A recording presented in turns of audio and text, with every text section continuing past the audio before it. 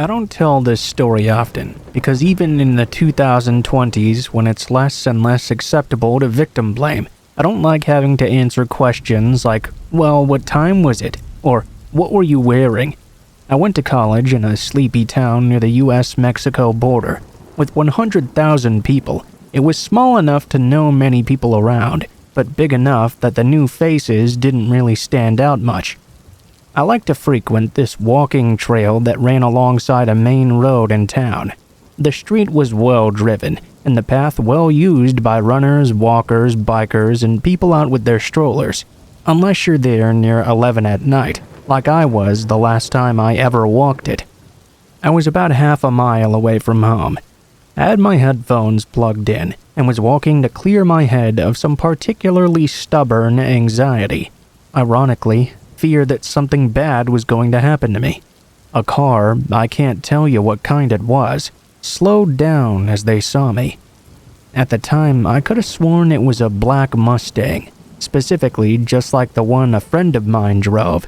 I approached the car thinking it was that very same friend. You know, it was a smallish town, not uncommon to run into them while out and about. As I got a bit closer though, I could tell right away this was not my friend. It was a man I'd never seen before. Shaved head, glasses, some sort of yellow graphic t-shirt. I distinctly remember he looked like my Uncle Dan. I stopped in place, even took a step back actually. I could see his lips were moving, but I couldn't quite hear what he was saying. Being the painfully polite person I was, I took a step closer to hear him better. Now I could make out him saying something about the word campus. Was he asking for directions to the campus? He nodded affirmatively. Well, which campus are you looking for, sir? The community college or the university? He stumbled about, clearly not having prepared enough to know he would be asked this simple question. He stammered out the name of the university in a way that made my head tell me he clearly had never even been there. Nonetheless, I told him he wasn't far away. He would need to turn around and go straight 3 or 4 miles. He began to mumble more words to himself that I still couldn't make out. I called out to him once more. What are you trying to say, sir? My heart was pounding. I could tell something was off about this guy, but I didn't quite know what it was. I'd been staring at his face this whole time trying to figure it out. It wasn't until I took one last step forward that I noticed the way his hand was sitting and what he was holding in his lap. He flashed his handgun at me. As soon as he saw I'd noticed it, he said in a now perfectly audible voice, "Get in the car now!" I completely froze. I couldn't run, I couldn't scream. Most assuredly I wouldn't comply. I just stopped functioning altogether. Again, this time he flashed his gun directly at me. "Get in the fucking car!" He was getting nervous now. His hand was twitching on the trigger. To this day, I can't explain why my brain chose to have me turn around and run away from the car. I heard the car start behind me, and somehow I knew this would be the end for me. He was turning around to get me. I couldn't bear to watch. Nobody would come to help me if I screamed.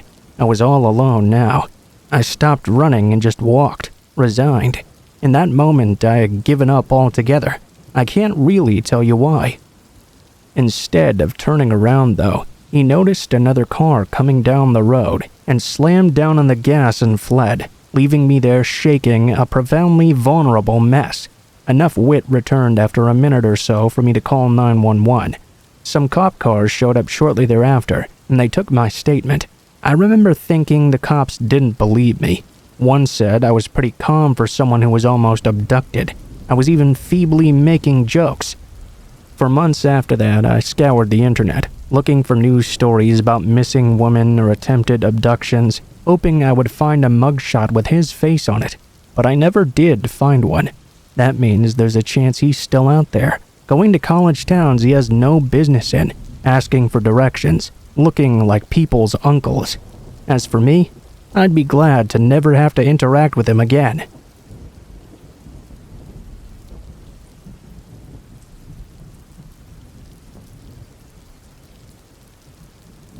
This is more of a warning to people who live alone than anything else, but the memory of it still creeps the ever-loving shit out of me.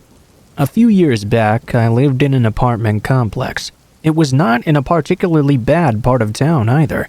In fact, I'd lucked out even, somehow managing to move into the same building as a handful of friends of mine. I thought this was perfect. A couple of months after living there, though, I started to notice some things going missing. It was never anything big like my laptop or my Xbox or my TV. It would be smaller things. An iPod, a disposable camera, a couple of other small things just vanishing here and there. I'd often knew I'd left them out in the open on the counter or something, but then they'd just be gone. I figured I'd just misplaced them, because again, they were fairly small items. A few times I'd get ready to leave, only to find my bottom lock already locked. Now, personally, I don't put much stock in doorknob locks. They're fairly flimsy and easy to pick anyway, and not really worth the effort. I only really ever used deadbolts and the like. When people would come over, I'd close the door behind them, and lock the deadbolt, of course. That was a reflex, even when I was home alone. That part of the door would be locked, but I'd never lock the knob itself. I just felt safer that way. The deadbolt had no keyhole on the other side of the door for someone to pick or anything like that, after all. 3 times I noticed the doorknob was locked when I went to leave the house, even though I myself never used it. I rationalized that perhaps when going to lock the deadbolt, I just locked that too out of instinct. I mean, what else could it be?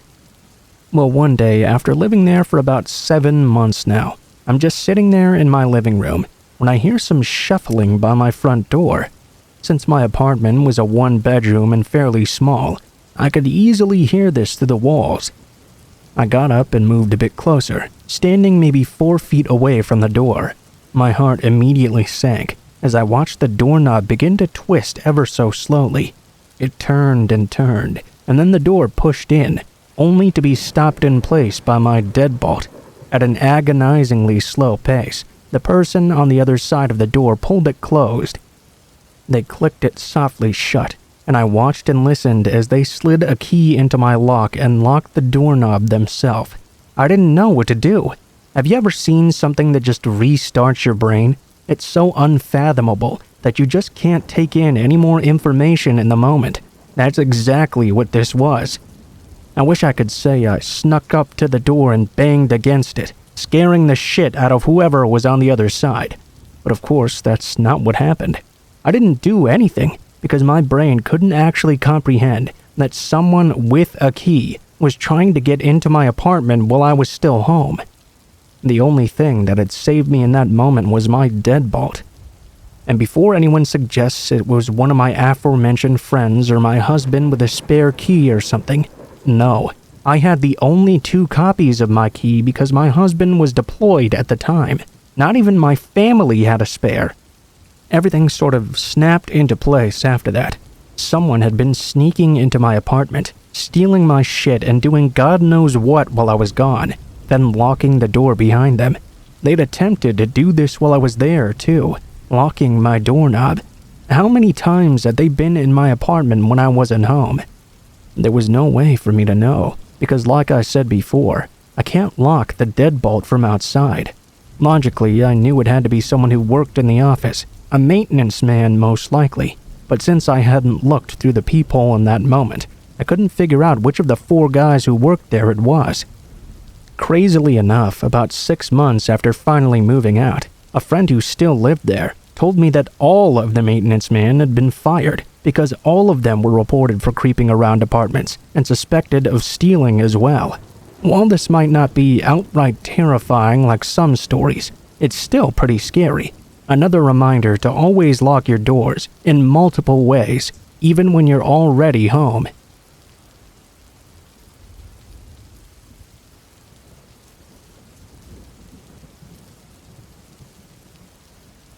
So when I was probably in 2nd or 3rd grade, we had an early dismissal. For those of you who don't know, that's when school goes on for longer than half a day, but we still get out an hour or so early.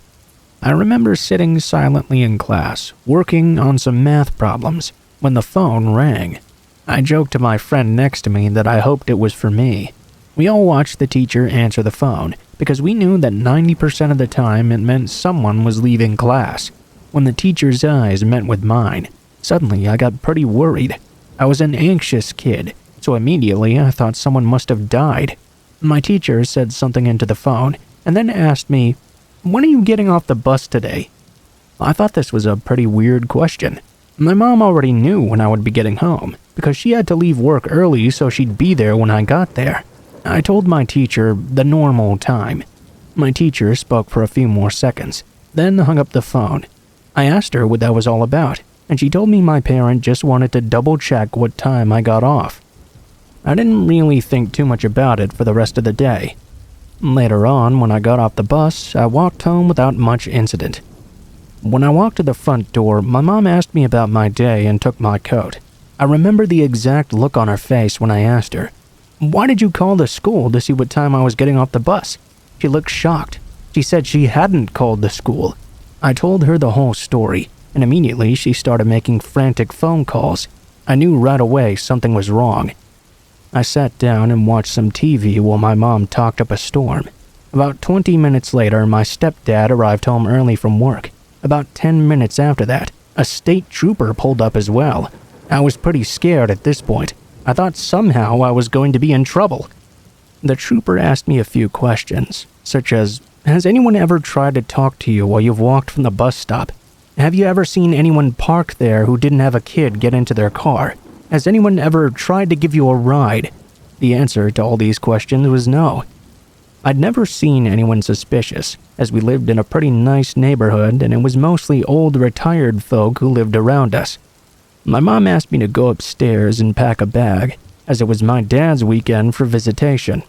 When my dad got there to pick me up, he was questioned pretty heavily by the trooper as well. I eavesdropped from upstairs. My mom called me back down and I left with my dad for the weekend. My dad taught me some basic self-defense, which I thought was pretty cool. I never heard anything else about the situation, and eventually I forgot about it. Fast forward to today. I've been listening to some creepy narrations on YouTube. When I suddenly remembered this whole incident, I asked my mom about it, and what she told me chilled me to my core. She told me that day, someone had called the school pretending to be my dad. This man knew my dad's full name, my full name, and all the details about my mother as well. He kept on saying my mother had told him to pick me up from the bus stop because she wasn't going to be able to leave work early. The school didn't even bother calling my mother. The only thing that saved me that day from being abducted was the fact I had told that man I'd be getting off the bus at the normal time, which was around 3:15. But because it was a shorter day, I actually got off the bus around 1:45.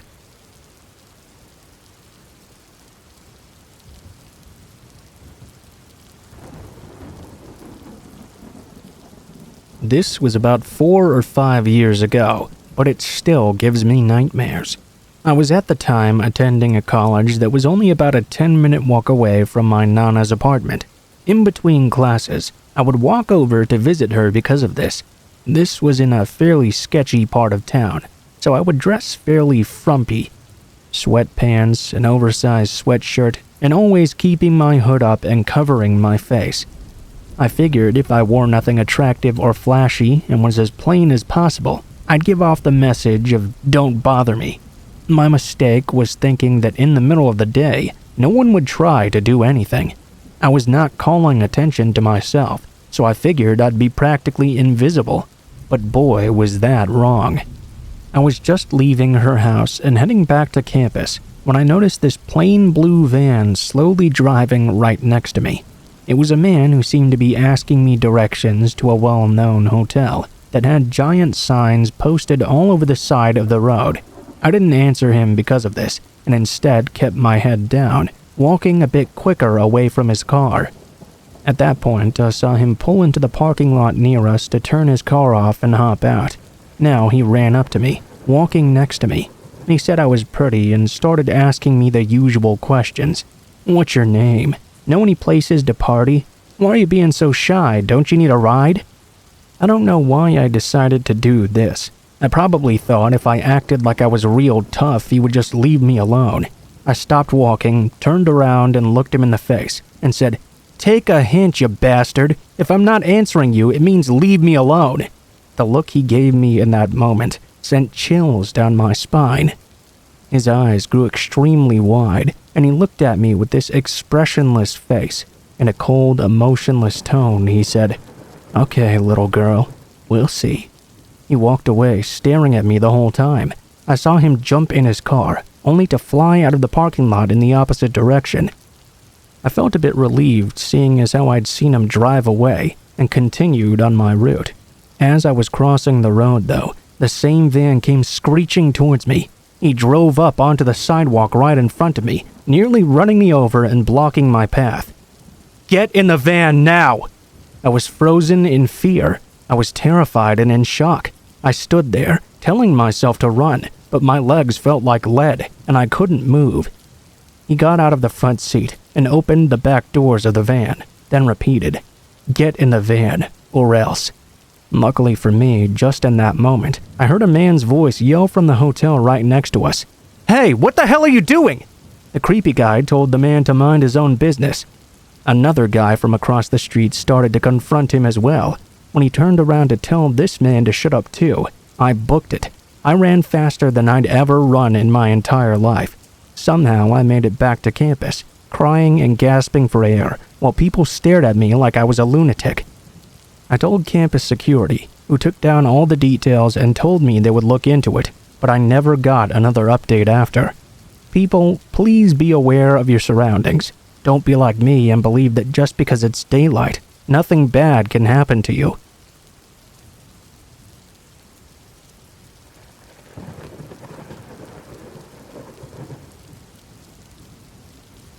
This night started off in the city, but ended deep in the woods.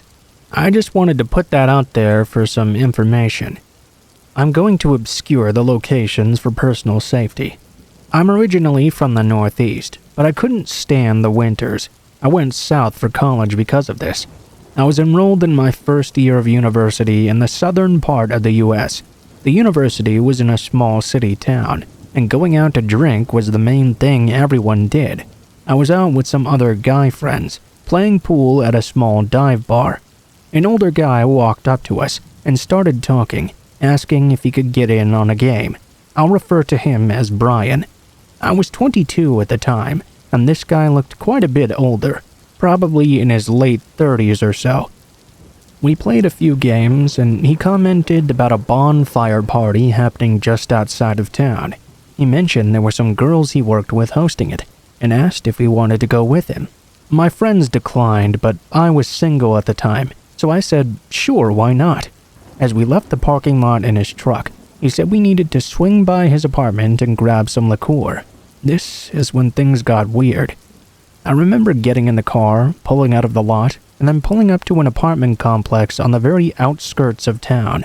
The bar was in the downtown area, and we were now far away on the outskirts. I wondered if I'd nodded off on the ride because I couldn't even remember the drive there. I started questioning myself when he said he would go inside, get the booze, take a shower, and change his clothes. He offered for me to come inside too. The inside was completely empty. No furniture, nothing hanging on the walls, just completely open empty rooms, almost like a model home. He didn't even comment on it though. I asked him if he had just moved in or something. He gave me a weird look, then walked back into the bathroom without saying anything else. I thought about just leaving in that moment when I heard him get into the shower. Something about this situation was really starting to creep me out. I was sizing him up in my head and thought I could at least take him if some weird shit went down. I remembered him mentioning the girls and the bonfire, so I decided to hang around and see where the night went. His shower stopped and he walked out wearing different clothes a few minutes later. He had 2 bottles of whiskey with him and looked at me. Ready? We jumped back in his truck and pulled out. I made a very conscious effort to stay very alert. We left the city limits and headed outside of town on a dark back road. We were still on a main road, but now we were very far away from town. The closest city I knew of was an hour away in the opposite direction.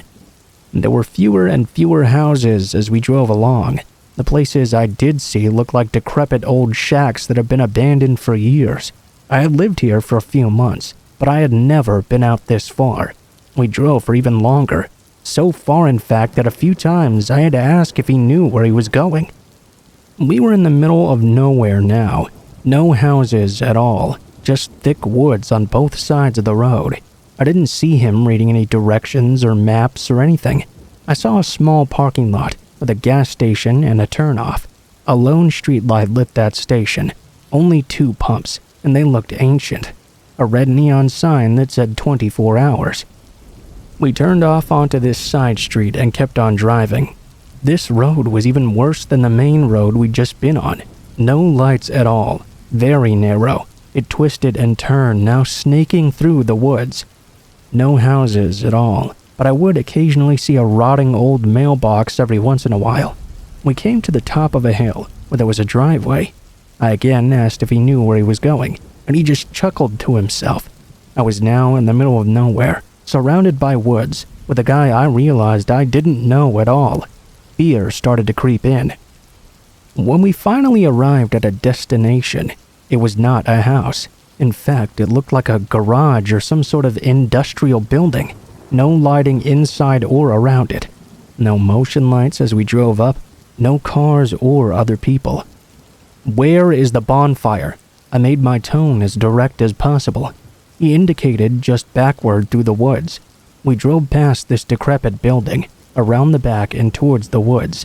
As we got closer, I could see a very small path. So small the branches scraped along the truck's side. After what seemed like forever, the trail opened into a clearing. I could see a few other trucks and people now. Relief washed over me. I grew up in the city and wasn't used to shit like this, so I started to think that maybe I was just being uptight and needed to calm down a bit. It was past midnight now. We'd left the bar around 10, so it felt good to finally leave that car. I scanned the whole group, but could only see a few girls. A couple of guys were building a fire and trying to get it going. There were about 25 to 30 people here. A guy who was introduced as Mike walked up to us to greet Brian, but he stared at me the whole time. He never once stopped staring at me. In fact, they were all staring at me. Brian said he needed to take the piss and walked off. Mike asked if I wanted a beer. He said to hang tight and walked away. He came back and handed me an open bottle. I said thanks and tried to initiate some small talk, but he simply turned around and walked away. I started to look around, and now I could see something was really off here. There was no music playing, no lights. Nobody was even talking to each other. The people at this party seemed diverse in age. I wondered how these people even knew each other. They were all just standing together, mumbling. Each time I approached a group of people, they would simply stop talking and turn to stare at me. It was extremely uncomfortable. I found myself standing alone, with everyone looking at me, just waiting for Brian to come back. I couldn't see him anywhere. I looked around for his truck too, but now I couldn't find that either. I had just about had enough of this weird shit and was now ready to go. I kept on scanning around, looking for his truck, but it wasn't there. I hadn't heard any vehicle start or go while I was walking around.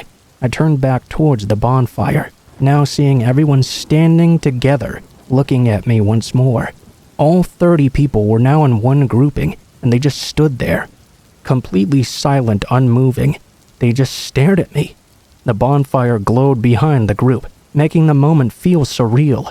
As I stood there awkwardly, I started noticing their faces were changing. Their expressions rapidly changed from smiling to frowning, their eyes going wide and snarling at me. But once I focused on them, their faces immediately went back to blank and expressionless. Suddenly, they began to walk toward me at a deliberate pace. I turned around and ran. I ran up the path out of the clearing as fast as I could. My adrenaline was surging, and I kept running. I couldn't hear anyone coming up behind me or any vehicles now, but I knew I couldn't stop. I needed to put as much distance as possible between them and me. I started to panic as the trail broke off and went different ways.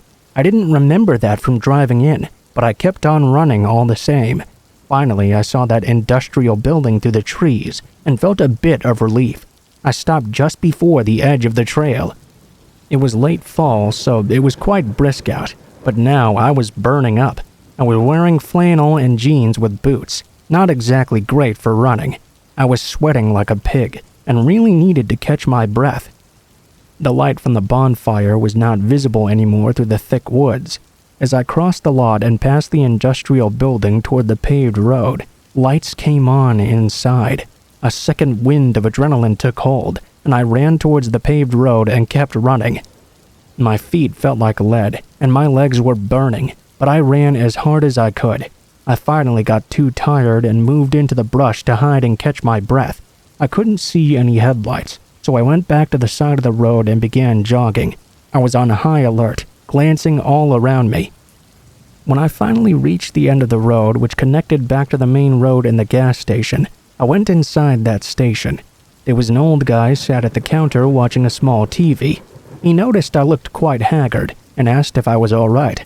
I told him I needed to use a phone. He laughed and asked where I'd come from. I told him I had been out at a party in the woods and just gotten ditched. He gave me a strange look and gestured toward the phone on the wall. I could see he had a gun on his hip and had probably thought I was a tweaker come to rob him or something. There was a phone book, so I called the taxi to come pick me up. An hour later, I was back in my dorm room and went to sleep. I never did see Brian again after. I drove by his apartment complex plenty of times, but never saw his truck parked there. I never saw it around town or back at the bar either. I remember because it was an off-white single-cab Chevy, late 80s model with a skull sticker on the back window and Roman numerals on the forehead. My curiosity got the better of me a few times, and I drove out toward that small gas station. I followed the road to where the shop was and found it. I drove out a couple of times, and each time there was no one there, and it looked completely abandoned. The building looked even shittier in the daytime. I left and drove back to town. I have no idea what to make of the events of that night.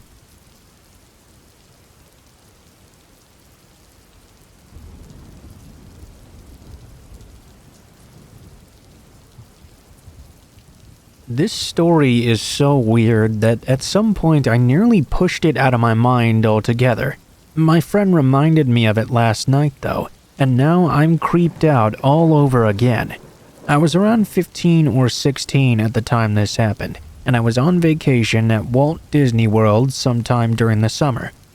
My family has the vacation club membership, so we go a few times a year since we live close by anyway. We were staying in the vacation club villas, which is a separate building from the main hotel. I'd brought two of my friends with me this time, Savannah and Victoria. We got bored at around 2 a.m. or so we went down to the gym together. It was open 24 hours. We weren't even gonna work out really, just take some mirror selfies and mess around with the exercise balls.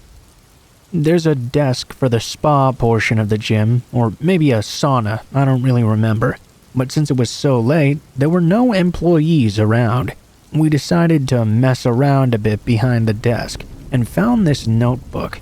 I'm not sure why. I was super annoying at the time, but I decided to write my Twitter and Instagram handles down on it, and so did Savannah. Looking back, I'm pretty sure we could get in trouble, since guests obviously aren't supposed to screw around with the desk. I didn't really think too much of it though. We left the gym and the next morning we checked out of the hotel. On the drive back home though, I get a Twitter notification. It was from a diaper fetish account. The creepy thing is, this account had been active for quite a long time. It had disgusting pictures of grown men in diapers, sure, but it had even more disturbing pictures of children abounding. Savannah began to get notifications as well. We both sat there looking at each other, thinking, what the fuck? The account tweeted to us, saying something like, "I know who you are and what you've done. Your vacation will end abruptly." They began to tweet some more creepy things, telling us to watch our backs. I knew it was clearly because we'd left our names on the notepad. I didn't reply back. I noticed after a while I had a new follower. The person had my name and profile picture as well. This new account started tweeting my address, my phone number, and random pictures of me from on my vacation, all over all of my social medias that they could find. They did the same thing with Savannah's, and at this point we were both shitting bricks. I began to get texts from random numbers, assuming they must have been using a texting app. They were saying they were watching us and knew much more than we ever thought they could. They began to text me about my boyfriend at the time and even asked me some really fucked up questions about my personal life. I told them to fuck off and blocked them. I did not get any more texts from them at least. But random accounts continued to pop up and tweet about me. Random details about my life I had no idea how they were able to find. I blocked all of those that I could too, but eventually there were so many, I had to put all of my accounts on private.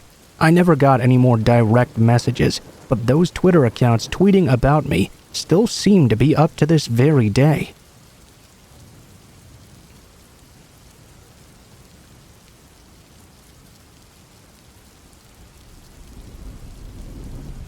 This happened a few nights ago. I'm a 25-year-old female, 115 pounds. I was out with my thoroughbred Shane, doing some fitness work on the cross-country course. If you don't know what that is, imagine a huge area full of fields, ditches, woods, etc., with jumps placed strategically throughout, designed to test horse and rider stamina. We were getting ready to head in from an evening of long, hard work. It wasn't quite dark yet, but it was slowly getting there, prompting me to head in for the day. As we were walking around the area we had been working in, my horse started refusing to go near a particular patch of woods. We had gone by it several times that evening, so I urged him forward to investigate. That was when I began to hear what I believed to be a human voice. I realized somebody had been watching us the entire time. This property was on 700 acres, and this section was nowhere near a road. Clearly, someone had intentionally made their way very close to where a rider could be. I didn't want to startle my horse, so I calmly turned him around and began to fast walk around that patch of woods, giving it a very wide berth. I had intentions of heading straight the fuck back to the main barn. As I got to the middle of the field, though, Shane halted. By then, it was almost dark, and I realized something. As I looked out into the distance, I could see there were people hidden in the woods all across the field in front of me too, which is where my safest exit was located. Now I had somebody hiding in the woods 50 yards or so behind me, and what sounded like many people in the woods 50 yards or so in front of me. I briefly considered any other exit routes, but as I mentioned before, this was very far off the road. My immediate thought process was that they certainly hadn't just walked over here. Yeah, Shane and I could beat them to the gate, but if they had a vehicle of some sort, they would have caught up easily as I was stopping to open it. We stood there for maybe 30 seconds before me and my horse simultaneously came to the conclusion that if we went now, we could at least try to beat them. We bolted across the field, slowed up slightly to cross a ditch in the woods, one they were trying to surprise block me at, and flew to the gate just beyond it. I jumped off as quickly as possible, unlatched it, and didn't even stop to mount the horse. I just grabbed his reins and together we bolted off. Within 20 yards or so, we could hear shouting and hollering in the distance. I started to scream as loud as I could for anyone to hear. "There are people out there at the entrance! Come here!" As soon as I started making a fuss, a four-wheeler started up from just behind the gate and hauled ass away. A police report was made. The next day, there was evidence found of 2 four-wheelers, so that makes sense since I was seeing people basically surrounding me. We aren't going to stop riding out there, but the barn owners are taking some precautions. We certainly won't be out there alone, or at night anymore for a while. Maybe it was just some teenagers looking to scare a rider, but either way, it was certainly not cool. Also, the fact they tried to set up a surprise roadblock on my only exit route. I can't imagine the intentions were pure, certainly. Thank God for my hypersensitive horse. Without him forcing me to pay attention, I may have never noticed those people, especially the ones hiding in the woods in front of me trying to be quiet. Shane was certainly the best boy that day.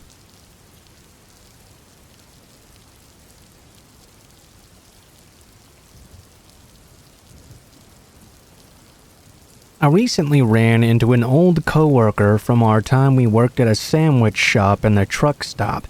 We chatted for a while before he had to leave, but I started thinking about my stint at that place, specifically the creepy sandwich guy. In college, I worked some overnights at that truck stop. It was a pretty safe place in a smaller town, and there had only been 3 incidents in the 4 years the place had been open before I got hired. 1, a trucker got robbed. 1, a group of ladies arrested for servicing the truckers, and 1 overdose.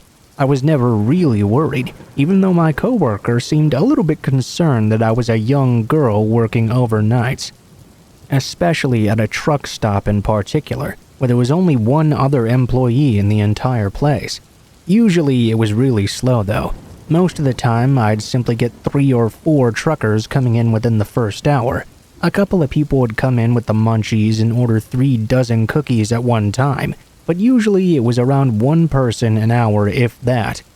That meant most of the time I'd spend about 3 hours cleaning ovens, finishing dishes, deep cleaning the lobby, that sort of miscellaneous thing. I'd spend whatever leftover time in between the customers coming doing my homework. The overnight boss on the other side, the gas station side, was pretty cool as long as everything was cleaned and temped regularly. A few weeks before I inevitably left this place behind, a guy came in about 20 minutes before my shift was set to end. It was around 5 a.m. at this point. My coworker had arrived earlier, so we could fill out some paperwork he had to get done soon. He was sitting in the back office already because of this. I started to make this particular customer sandwich, making a bit of small chit-chat like usual. At first, nothing seemed out of the ordinary. He told me he was driving from New York to Wisconsin and asked me a bit about how my night had been. Nothing crazy so far. I wrapped up his sub, rang it up for him, and even threw in a small discount for him since he seemed nice. I was just happy I was getting ready to go home for a few hours of sleep before I had to head off to a long day of college classes. When I went to take his change is when things went wrong. He dropped the coins in my hand, but suddenly he grabbed my wrist tight. The next thing I knew, I was flipping over the side of the counter onto the floor. He had yanked me across and still had a firm grip on my wrist. He began to wrap his hands around my throat. Thank God my coworker was there. The manager on the other side had slipped into the bathroom, so to this guy's knowledge, I was the only person there at the moment. My coworker, while filling out his papers, happened to look up at the cameras and see the man attacking me. He was bolting out of the back just seconds after I hit the ground, and before I knew what was going on, he had chased the man outside. He didn't pursue him far, afraid that someone else might be nearby who would come after me as well. He ran back inside, locked the door to our side of the store, and shouted for the manager to call the police. The cops came. They searched the area and watched the security photos, but nothing ever came from it. The guy disappeared completely, and I never heard anything about him. I put in my 2 weeks' notice the following day, after my nerves had calmed down a bit. I was switched around so I worked during the day around my classes for my last few days. They made it a policy as well that 2 people were to be working both sides of the truck stop on overnights from that point on. I still live about half an hour from there, and honestly, I haven't gone back since that last day. That memory is still fresh in my mind, even 8 years later.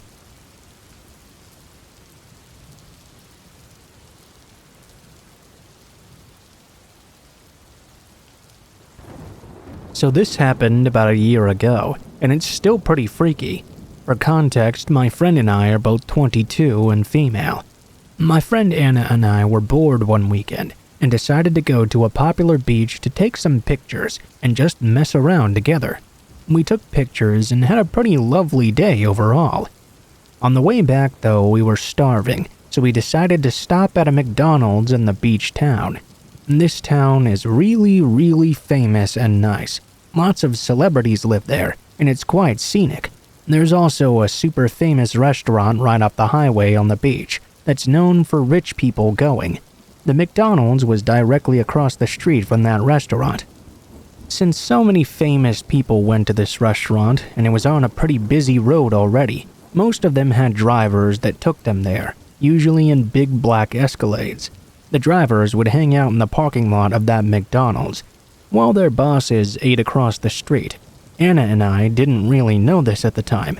We just wanted a McFlurry. We go to the McDonald's, and right when we get out of the car, she starts acting really weird. She triple checks the car doors are locked and grabs her fancy camera to bring inside with her. When I ask her what's up, she said there's a group of drivers standing in front of the McDonald's smoking and staring at us, and it was making her feel weird.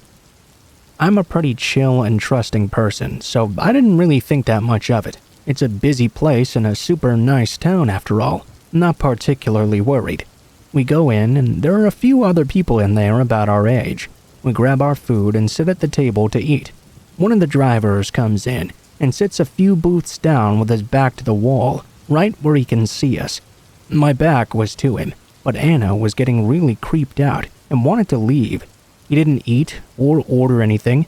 He just sat there staring at us. Still though, like I said, this was a really crowded McDonald's in one of the nicest towns in Southern California, so I was feeling pretty safe. Living in South Central, you get used to the occasional creep. Still, Anna was freaked out, so I agreed to go. I had to run to the bathroom first though. It was one of those McDonald's where the counter and main dining room were one big room. And then there was a sort of hallway off to the side of the counter with more seating, and a bathroom at the very end way in the back. There was also a door going outside right next to the bathrooms. The bathroom had only 2 stalls inside. I walked into the first one, not really paying attention to whether or not anyone else was in there. So I'm in there doing my thing, when I hear the door open and I hear Anna call my name. At this point, I was very confused, since she was supposed to be watching our things. "Yeah? What's up?" She calls out to me. "Are you okay in there?" "Yeah, I'm just using the bathroom," I reply. She stood there in the doorway.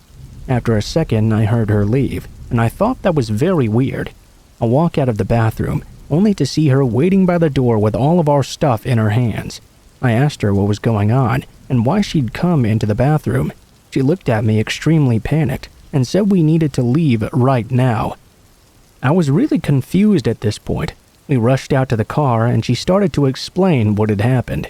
Turns out when I'd walked into the bathroom, that driver had followed me inside. I didn't remember hearing him come in. I just assumed someone had either been in the stall next to me already and was leaving, or had just come in to check their makeup or something. Honestly, I wasn't paying that much attention. He didn't close the stall door when he came in, so I wasn't aware he was still in the stall next to me. She had been on her phone, so she hadn't seen him follow me either. A young guy eating had noticed it and gone up to my friend asking if we knew the man. Frantic, she told him we did not and ran to check on me. He was hiding in the stall next to mine, with the stall door wide open, trying to peek underneath and not making a single sound. She came in and didn't see him at first, so she called my name to make sure I was okay. When the man realized someone else was now in there, he rushed out of the stall past her and disappeared. She was in shock and didn't know what to do other than grab our things and prepare to run. When we went to her car, the man was sitting in his big black car with tinted windows, parked right next to us, staring at our car. We sped off. When I got the full story, we called the McDonald's to let them know what happened. They didn't really care, of course. Then we called the non-emergency sheriff line to report it as well, which happened to be closed. Thank you, Malibu, for nothing. Eventually, my mom went full mama bear and threatened to blast it all over social media that they didn't take my report seriously. And we got a hold of someone at corporate from there on. They checked their cameras and saw the guy follow me in as well. A police report was made, so at least hopefully this thing never happens to anyone else again.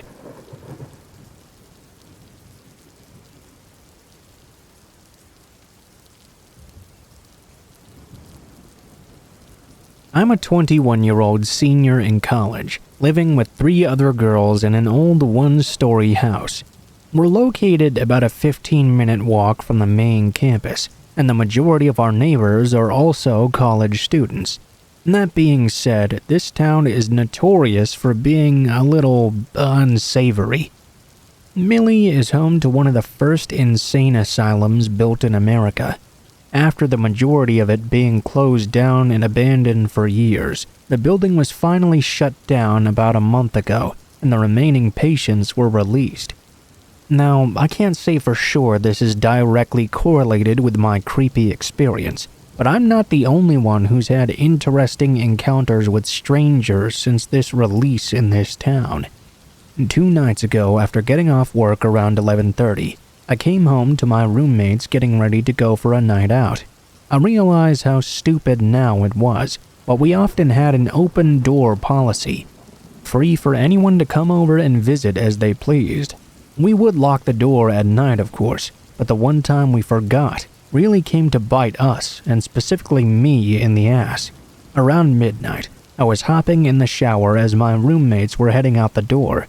We said our goodbyes, and I told them I would meet up with them later that night. I had just stepped out of the shower when I heard what sounded like the front door slamming shut. I automatically assumed one of the girls had forgotten something, so I called out their names, only to hear no response. I began to hear footsteps coming down the hallway towards me. I called out again, no response. Fear and dread came over me. I grabbed my clothes and ran back to the bathroom. I threw them on, leaned my ear to the door, and waited in silence to hear if someone was in the house. I heard nothing. I decided it must have been one of my roommates grabbing something and leaving again. I headed into the living room to grab my phone, only to see 6 missed calls, and the phone still ringing. My roommate Carrie was frantic on the other end. I answered and could immediately hear the panic in her voice. "Are you in the house?" "Yeah, why?" "You need to get out now." Sam drove by and said he saw a man walking through the front door. He called the police, but you need to leave right now. I damn near shit my pants. Nothing was going through my head besides adrenaline and fear. I couldn't be sure what the man's intentions were, of course, but I wasn't going to wait around and find out. While remaining on the phone with my roommate, I bolted out the front door and hid behind my car. I watched the house from afar, waiting anxiously to see any movement. My thought process was not at its finest at this point, and I realized I could have made some smarter decisions maybe. As my friends approached in a truck, I sprinted out from behind my car and jumped into the bed of their truck. As I did that, a dark figure scurried off into the woods, running in the opposite direction. I could only assume he had been quietly inching closer to my hiding spot as I was waiting for them to arrive. I screamed bloody murder, and we floored it out of there. I refused to go back into the house until the police arrived and triple-checked it. There were no signs of anything being touched or stolen, which makes me really wonder what the guy's intentions were. I can guarantee you, though, that I've locked my door every single night since.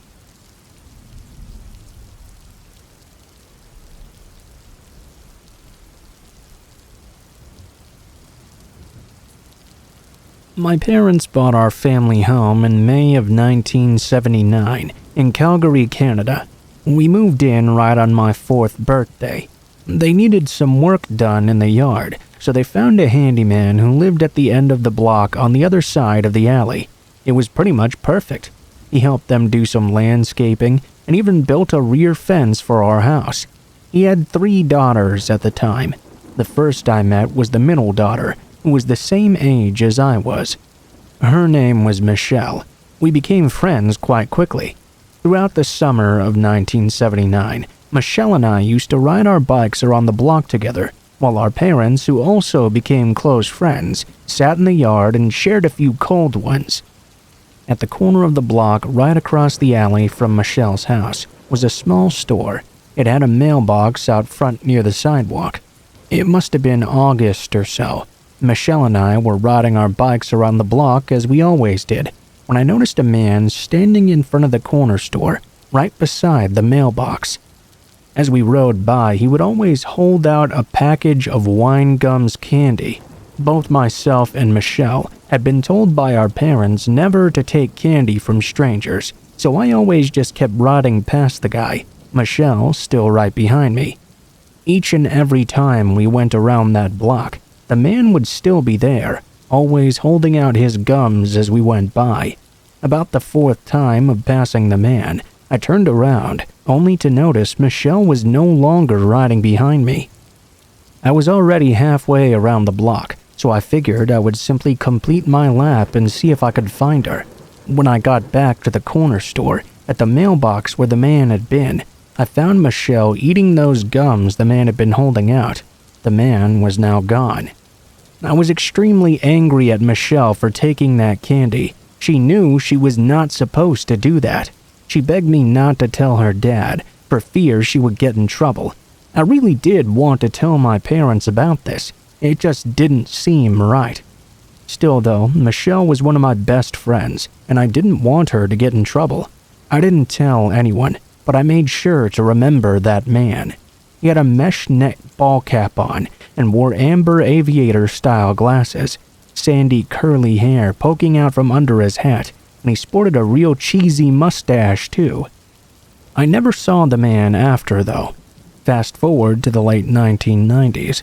I was in my late 20s. A few friends and I used to go hang out at the garage of this one girl we knew, in a neighborhood just adjacent to where I grew up. Typical young adults, hanging out and having beers, maybe the odd reefer or two, you know the drill. One night though, our friend who lived there told us a story of a young girl found murdered in her garbage can right behind the garage we were in. Apparently it had happened in the early 80s. At first I chalked this up to a fib to scare us, or an urban legend being retold. I didn't really think much of it. She was completely serious though, and was really annoyed I didn't believe her. Another buddy of mine took some interest and started to look into it. The internet was pretty new at the time, but it was fairly easy to look up public records and news articles at least. Sure enough, my buddy found an article about a young girl who had been abducted on her way to kindergarten school in that area, January of 1980. Her name was Kimberly Thompson. It was revealed she had been grabbed by someone, drowned in a bathtub, and then her body dumped in the garbage behind the house of where our friend lived, the one who told us the story in the first place. Turns out the guy was named Harold Smeltzer and was arrested for her murder, found guilty and sent to prison. When my buddy started to dig a little bit deeper, he showed me pictures of Harold Smeltzer in the newspaper from his arrest. I nearly shat myself. It was that very same man who had been holding out that candy that my friend Michelle had accepted all those years ago. Smeltzer had also admitted to having assaulted several other girls between the years of 1975 and 1980. To this day, I still feel haunted by this story. I wonder if he only left because he saw me coming back around the corner or something. I often wonder, had I only told my parents, who might have alerted the police, if there may have been a way to avoid that horrible murder of that other little girl. It's a disgusting feeling to know I was right there in the summer of 1979, and that guy was the guy handing out candy. What was he thinking when he was staring at us all those times? As a twist ending, which is also true, my best friend went to prison in 1996 and actually served time with Harold Smeltzer. Smeltzer was granted parole in 2016. It makes my skin crawl, myself being a father of a young daughter.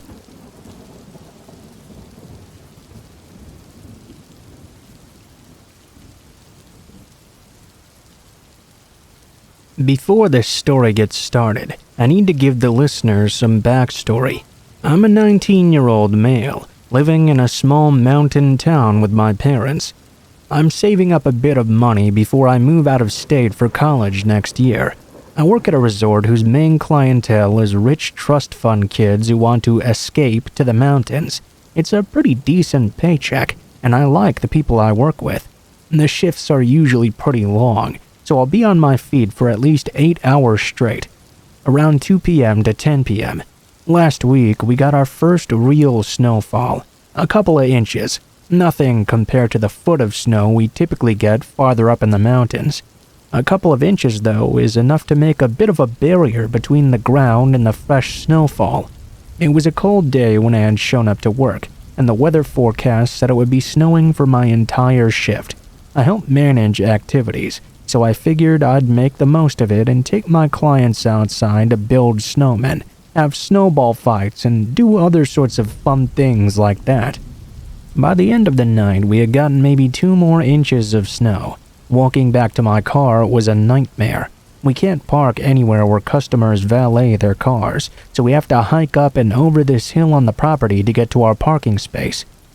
When I got to my car, I texted my mom and asked if she had managed to walk our dog before the snow had gotten too bad. She responded and said she and my father had done it a few hours ago. I started my drive of about 15 minutes back to the house. Considering the conditions, it turned into about 30 minutes of driving. When I got home, I pulled into the driveway. I was so tired and my feet were so sore, I just wanted to get through that door, open it, and fall asleep right away. As I walked around the passenger side of my car to grab my jacket, though, I felt the need to look toward the front door. As I did so, I saw footsteps leading up to it. The imprints in the snow weren't massive, but they were big enough for me to guess it must have been a man. I ran to the front door, almost slipping on a patch of ice. I slammed it open and asked my parents if anyone had knocked on their door. They said no. When I showed my dad the footprints in the snow, he said he hadn't heard anything that night. We checked the outside of the entire house and couldn't find any other footprints. The weirdest thing was, there wasn't any trail leading away from the door either. My best guess is this person walked back the exact way they had come to try and not leave any more footprints. I couldn't sleep that night. I couldn't shake the feeling that whoever had done this was still out there watching. The next morning when I woke up, I went to make myself some coffee. My family always hangs out in the kitchen during the morning, as we all like to make coffee and plan our day together. Because of this, it was weird when I didn't hear anything down there, and didn't see anybody in the house either. I finished making my coffee and bagel, and put on my shoes to take our dog for a walk. As soon as I stepped outside, I saw my mom and dad standing next to each other, looking down the driveway with concern. I asked what was wrong, only for my dad to point to a long series of footprints, this time from 2 distinct individuals. We were growing increasingly concerned. We walked across the street and looked at our neighbors' driveways just to check, but no prints on any of them. At that point, I didn't even want to go to work that day. I didn't want to leave my parents alone. My dad is 62, and my mom is 60. Not elderly by any means, but also not young enough to really be able to fight someone. My mom ultimately convinced me to go to work, but I made her promise to text me every hour, and I would head home right away if any more prints showed up. My shift went very slowly, mainly because I was anxious, waiting for my mom to text me with updates. She never saw any new prints that day. I went home that night and immediately went to sleep after not seeing any either. I woke up the next morning to see some pretty heavy snowfall.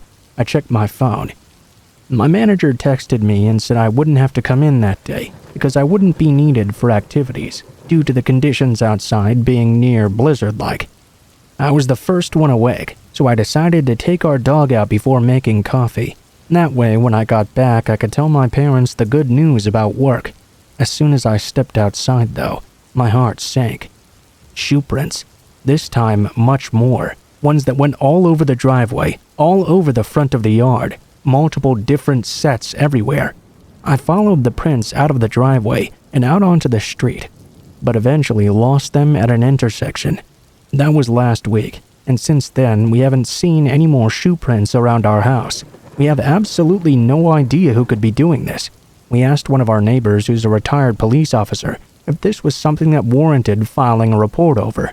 He told us they likely wouldn't do anything, seeing as there was no real crime committed other than trespassing. Unfortunately, that's where the story ends. For now, no idea who might be doing this, and no reasoning as to why they would pick our house, with dozens of others on the block. Every night I go to sleep terrified the next morning we'll see more new shoe prints. That whoever is doing this and watching us is just waiting for the opportune moment to strike.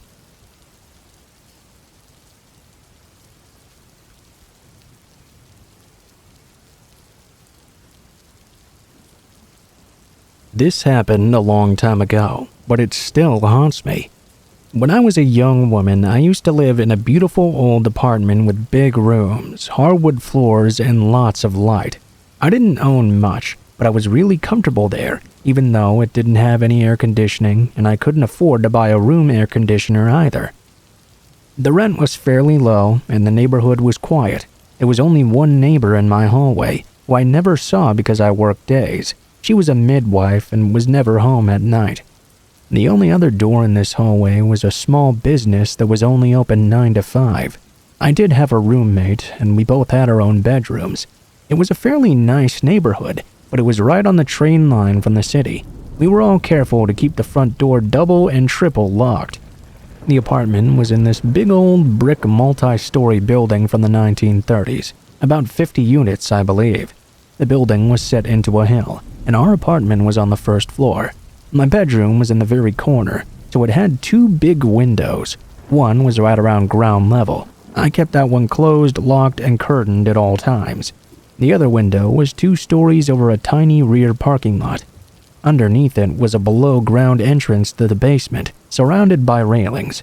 I wasn't really worried about someone getting in through that window. It was a very precarious climb up on the railing to reach it, and there was a box fan wedged in there too, with a block of wood set so the window couldn't be opened any further. One night, I noticed that someone down below seemed to be looking up into my bedroom window from that small back parking lot. I quickly shut off my lights and closed my curtains, which were open to let the breeze in from the fan. When I checked again, no one was there, and I told myself it must have just been nothing. The next night, my roommate was gone, so it was a bit quieter than usual. I checked the parking lot, and it was empty. I still kept the lights off though while getting ready for bed. I had a strange feeling. I watched some late-night TV and then turned that off. Thank God I was not able to sleep for a while, tossing and turning in the heat. Just as I was about to drift off, I heard a little bit of noise. Outlined in the window was a person squatting outside, trying to silently remove the box fan. I jumped out of bed, stupidly taking the time to pull the sheet up with me. I had gone to bed without wearing anything due to the heat, and I didn't want to run out wearing nothing. I ran for the front door, only to hear the person in the window behind me kick the fan and jump into the room. I got to the front door ahead of them, but had to fumble to get all 3 locks open at the same time. I finally got them open, just as the man was a few steps behind me. The hallway outside the apartment was brightly lit, but completely empty. I realized I might not make it to the front door without him catching me. Even though she was never there, I took a chance and banged on the midwife's door. I screamed for her to help me. To my surprise, she was home. She opened it right away and pulled me inside, slamming the door behind me. We called the police, and they sent out 2 cops who looked to be about 14 years old. They checked my apartment to be sure the guy was gone. "Huh," said one of the cops, looking around at the sparse furniture and lack of electronics. "I don't think he was trying to rob you." "Yeah, thanks for that. Unfortunately, the landlord refused to break my lease, so I had to stay there for 2 more months. He did at least install a window air conditioner, which was nailed into the window frame. The next 60 days were spent jumping at every noise, not sleeping, and either couch surfing at friends' apartments or borrowing a dog from a friend who lived on the other side of the building. I did not sleep alone ever again in that apartment. After that, I only ever rented units above the first floor. Eventually, I simply moved into a house with my large, imposing husband and got myself a series of noisy dogs as well.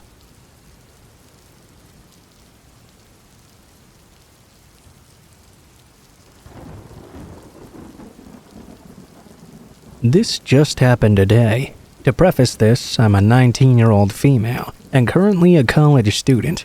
I've had my fair share of creepy older men staring at me in my lifetime, despite the fact that I'm fairly average-looking, somewhat short, and a bit overweight. I do have natural red hair, which seems to be a real magnet for creeps for some reason. Because I'm very aware of all the dangers in this world, particularly the dangers young women have to worry about, I'm always very cautious. I take pepper spray with me everywhere I go, and today was no exception. Luckily, it didn't end up getting to the point where I would have needed it, but I have a feeling if I hadn't listened to my gut, I very well might have. You never know what the crazy people in this world might do. Anyway, now that that's out of the way, I can get on with the actual story. This afternoon between classes, I decided to go for a walk around a lake that's in the same city as my university, about 10 minutes away.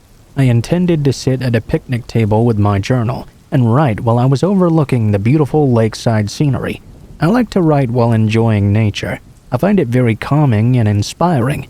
I still live with my parents in a small town about half an hour away, so I drive to school every day I have classes. I drove to the parking lot by the lake and pulled into a spot. While I was parked, I sat in my car and ate the lunch I had packed. When I finished, I put my journal and a pen inside the big pocket of my coat and began to walk down to the lake. I knew that if I sat down first, I wouldn't want to walk any farther, mostly because it was considerably cold outside. There was a sidewalk that went around the lake. It was about a mile to walk all the way around. Normally, I would do this walk a couple of times, but since it was around 30 degrees or so, and I wanted to ride outside for a bit afterwards, I didn't want to be there long enough to catch hypothermia or something. I decided I would only go around one time today. I enjoyed that little walk. It was a pretty lake with hundreds of geese frolicking in the area. There was a bit of snow on the ground from the night before as well. It was a pretty calming experience. I only saw a few other people during that time. An older couple with their dog, a woman who appeared to be a few years older than me who was also walking her dog, and a man walking around the lake talking to himself. As you can probably guess, that lone man is the one I'm writing this story about. At first, I didn't really think anything of him. I assumed he was there to get some exercise like everyone else. He was wearing a red tracksuit after all. I didn't get a good look at his face because I don't like to stare at people in public, especially when I'm by myself. I usually just keep my head down. From what I did get to see, he was in his 40s. He had a darker complexion and was a bit shorter than I was. He had a medium build, and nothing about his demeanor threw me off at first glance. Basically, he looked like the most perfectly average guy you can imagine. The first time I passed by him, I was about 1/4 of the way around. He was walking the opposite direction from me. I could tell he was watching me when we were about 100 feet away from each other, but I didn't really pay him much mind. He put his head down as we got closer and passed each other by. I've always believed my intuition to be pretty accurate. That being said, I got a strange feeling when he walked past me. I thought I was just being paranoid though. I mean, that's how I usually am after all. So at first I brushed it off. During my walk, I frequently looked out over the rest of the lake because I liked the view. I could usually see the people I had previously mentioned, except for the occasional tree blocking my view of them. The next time I passed that man was about 2/3 the way around. This time was pretty much the same. I could tell he was kind of watching me, and he looked a little bit longer this time. Eventually, he looked away as we passed each other though. Like I said, I only walked around once at normal speed. I figured the man was probably running part of the time, since I had seen him twice already. When I saw him though, he was walking about the same pace as me. It was a bit strange that every time I happened to look up and see him from across the lake, he was never running. Every time I saw him, he was walking approximately the same speed I was. During the final third of my walk, we passed each other twice. I didn't understand how he could be going around the lake that fast when I'd never seen him jogging. I guess that's probably beside the point. As I was nearing the very end, I saw him again. He looked up at me, then looked back down. He could probably tell I intended to walk to the pavilion where the picnic tables are, not toward the parking lot or around the lake another time. He sped up a bit, walking about 15 feet in front of me. He made his way to the parking lot as I made my way to a table. I thought about just going back to campus. My paranoid self did not want to walk to the parking lot though, at the same time as this man. I knew I was probably overanalyzing, but I figured I would just wait until he left before making my way back to my car. I sat down and got situated. I saw him get into a gray Honda sedan which was facing me. I got out my notebook and began to write. As I started though, I couldn't help but look up every couple of minutes. I could feel the man's gaze piercing into me. After 10 minutes had passed, I was confused why he hadn't left yet. He was just staring at me the entire time. I figured I would give him the benefit of the doubt though, and just wait for a few more minutes. When 10 more minutes had passed by though, and he had still not left, he was still looking in my direction. At this point, I was getting a little bit creeped out. I wanted to leave. I realized, though, that in order to get to my own car, I would have to walk right past his, and I really didn't want to do that. I checked the time on my phone and realized my dad had recently gotten off work. He worked on campus, which was about 10 minutes away, like I said earlier. I decided to call him. He didn't pick up. I tried again, and he still didn't pick up, so I assumed he was driving. Then I called my mom. She picked up after a few rings. I explained the situation to her, and she suggested I walk back to the car while on the phone with her, so she could make sure I at least got there safely. For some reason, I just couldn't bring myself to do that. It was a sinking feeling in my stomach. I felt something bad would happen if I walked past him. I tried to call my dad again. Luckily, he answered this time. He was at the grocery store right down the street, actually, and said he would be there in 2 minutes. He had not felt the vibration of my calls because he was driving to the store at that time. My dad's car pulled up, and he got out and made his way over to me. He looked at the man in his car as he walked past him. I hugged him, thankful he was able to make it there so quickly. "Yeah, I don't know, that guy looks pretty sketchy. It looks like he's waiting for you or something. When I walked past his car, he looked down at his lap and tried to hide from me. This really creeped me out." My dad walked me back to my car and told me he would follow me back to campus to make sure I got there safely. When I was pulling out of the lot, I looked into my rearview mirror. I could see the man's head was now up. It was clearly facing our direction, staring at both of our cars as we exited the lot. I'm kind of glad I couldn't see the look on his face as he watched us leave. I probably would have been more creeped out if I would have. It seemed like he might have been angry that I had not walked back alone to my car and I'd gotten my dad involved. If he hadn't been caught hiding from my dad as he walked past him, I probably would have thought I was just overreacting. For the rest of the day, though, I couldn't ignore the feeling I just avoided something very bad. If my dad hadn't been so close, who knows what would have happened? Maybe this man saw me as an easy target for a robbery. Or maybe, as my best friend speculated, he wanted something worse. My dad and I talked about this incident more later, and he said he was glad I didn't try to walk back by myself. He also told me not to go to that lake alone anymore.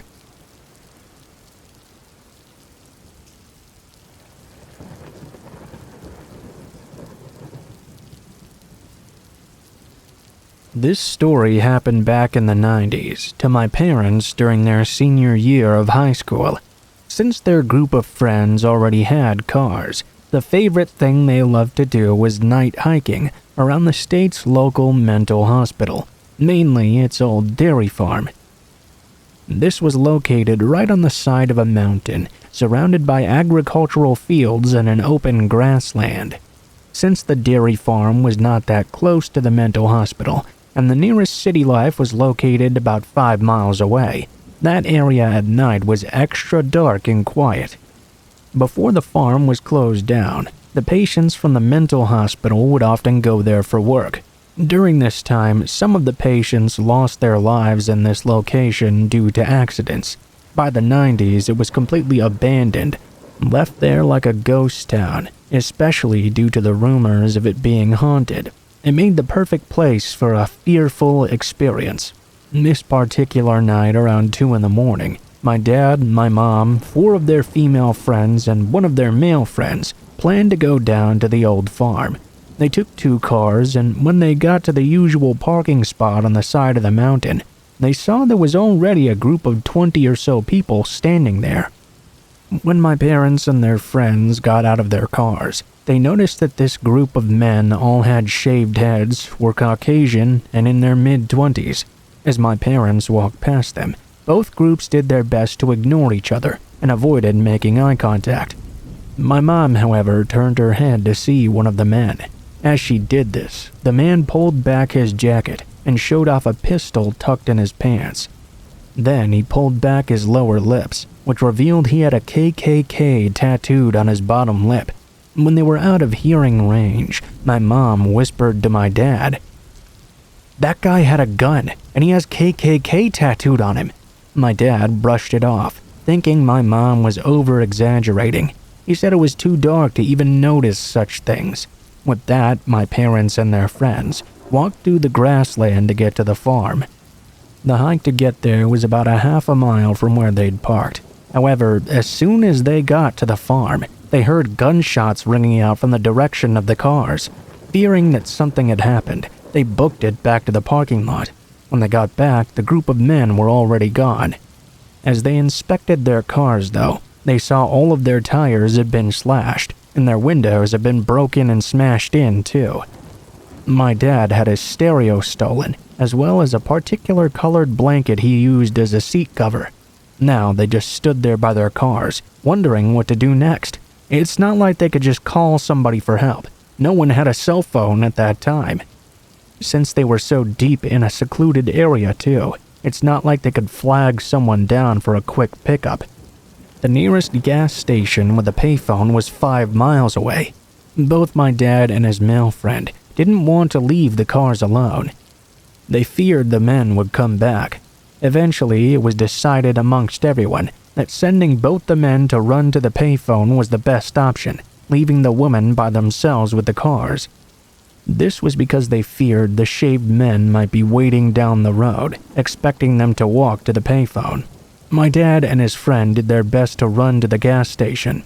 As they left, my mom and her friends all gathered up heavy rocks to use as some sort of protective weapon and hid away in the bushes behind the trees. 2 hours passed by when my mom noticed headlights coming down the road. 2 tow trucks rolled into the parking spot. An immense fear began to spread throughout the group until they saw that my dad and his brothers came out of the tow trucks. They hooked up the cars and were out of there in a matter of minutes. My dad told my mom as they were running down that dark and empty road, they'd kept their eyes open, just in case the men were hiding with their cars' lights off. Luckily, they got to the gas station without much problem. The next part may be a bit hard to believe, but it's 100% true. 2 weeks had passed by since, and my dad managed to get his car fully repaired and drivable again. My mom and dad were driving to the local store when they parked and got out of the car. As they were walking, a man began to come towards them. As he got closer, my mom realized it was the same shaved-headed man who had flashed the gun at her. My mom immediately told this to my dad, but just like the first time, my dad denied this was true. 2 weeks later, at the very same store, my mom and dad were sitting in their car when my mom saw a car pull up next to them. As the man got out and stood there, she noticed it was the same man once again. My mom immediately told this to my dad. Again, he denied it. My mom looked once more into his car, though, and saw the very recognizable blanket my dad had used as a seat cover. That's when my dumbass dad finally connected the dots and got out of the car to confront the man. The man, realizing they'd recognized him, jumped back into his car and drove away. They didn't have time to get the plate numbers. The next week, when my dad was filling gas into his car, a car pulled up right behind him. Lo and behold, the same man again. My dad went to get into the guy's face, ready to confront him. One of the man's friends got out of the car and pulled out a gun on him. The man with the gun told everyone to get inside, and that group drove away. It's been almost 30 years since then, and they've never seen those men since.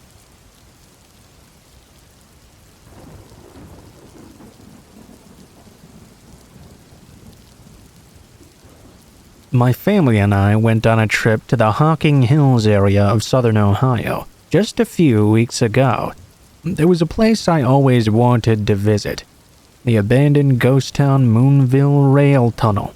I had never been to this area, so I didn't know what to expect. I did know it was pretty deep in the woods, though. We took a trip from our rented cabin, using Google GPS to get to the location. We started driving, and it was, for lack of a better word, a real impoverished area. It had a very Hills Have Eyes-esque ambiance. We literally only saw like 2 cars on the way there, and on the back roads as well.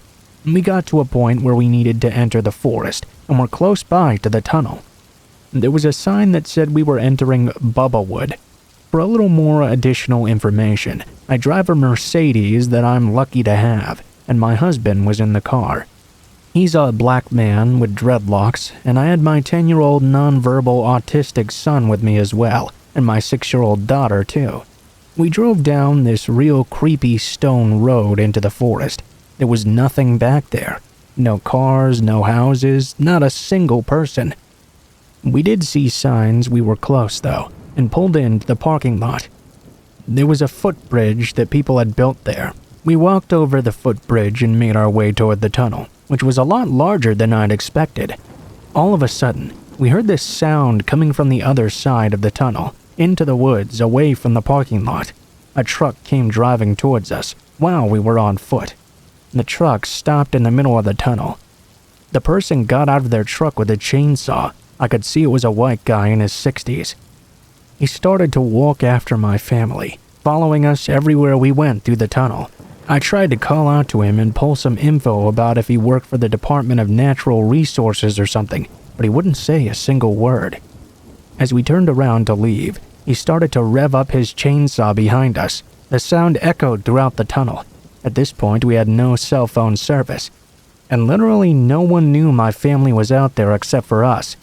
I was already worried my car might be sending the wrong idea to people, like we were some naive folks with money or something. We didn't have much. We rushed back to the car to get the kids in their booster seats. This motherfucker jumped back into his car and drove over the footbridge in his truck towards us, following us to the parking lot. Honestly, I don't even know how his truck fit onto that bridge. He stopped again and got out of his truck.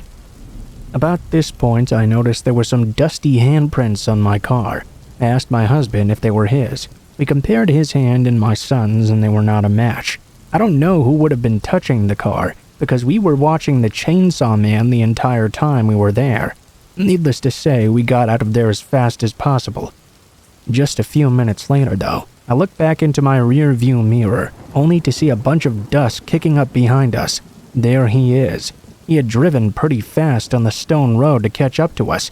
There was nowhere to go in these woods. The road was basically one lane, and we still had no GPS. Every time I thought we would lose him, he would turn up behind us once again. I was just waiting for my tires to pop on a trap or something, or for this guy to speed up and ram me off the road into a ravine. Finally, we emerged from the woods. I turned around, only to see he was still following us. We were following printed directions to get back, and I ended up making a wrong turn in all the excitement. Surprisingly, the guy on the truck did not follow us. I turned around to go back past the stone road that went into the forest and take a different way.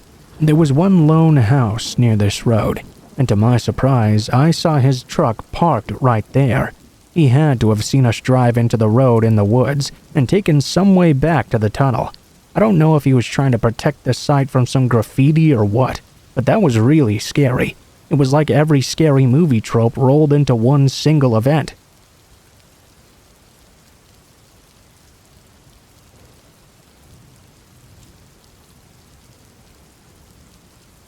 Me, my ex-boyfriend, and another friend had been visiting some friends up north. We live in Germany, and I and one of the friends we were visiting are Wiccans. A holiday was coming up soon, so we asked our friends to join us for a little ritual. For this, we needed some corn leaves. We went out on a quest to gather some. It was pitch black and probably about 11 p.m. or so. We were already well out of the city and in the middle of nowhere on a path between fields. There were 4 people there, including me. I was holding the only flashlight. Everyone had a beer and music going, and the mood was fairly good. Nobody was scared at all. All of a sudden, though, my friend, who was walking slightly in front of me, stopped and said, "I think something's walking there." I got this instant chill coming over me.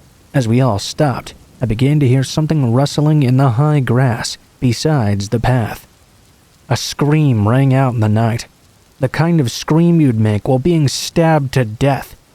But it wasn't coming from any of us. I don't know why I just froze there. I just got scared from 0 to 100 in a single millisecond. My friend said, "It's okay. I'm sure it's just a deer." The others tried to reaffirm as well. Yeah, it's just a deer." I was calming down pretty fast because I was thinking to myself, okay, yeah, that makes sense, I guess. The rustling started up again, though. I shined my light out into the grass, but I didn't see anything. Nothing. I thought I should have been able to see a deer because I was holding the flashlight and pointing it right in there. I should have seen something. The grass on both sides was obviously moving and rustling, but I couldn't see anything there. I began to scream because I was so scared. My friend pointed out that she'd seen something standing at the side of the road, then suddenly crawling across. I still had not seen anything myself. She began to scream too. The other two were too scared to say anything at all. I was already hysterical and crying and screaming when we heard the rustling, now closer than ever, and what sounded like giggling, like an evil, malicious giggling. I'm truly not trying to be dramatic here. We all confirmed afterwards that that's exactly what we'd heard. I was starting to have a little bit of a panic attack. I was crying, and the others were scared as well. We just started to book it back to town.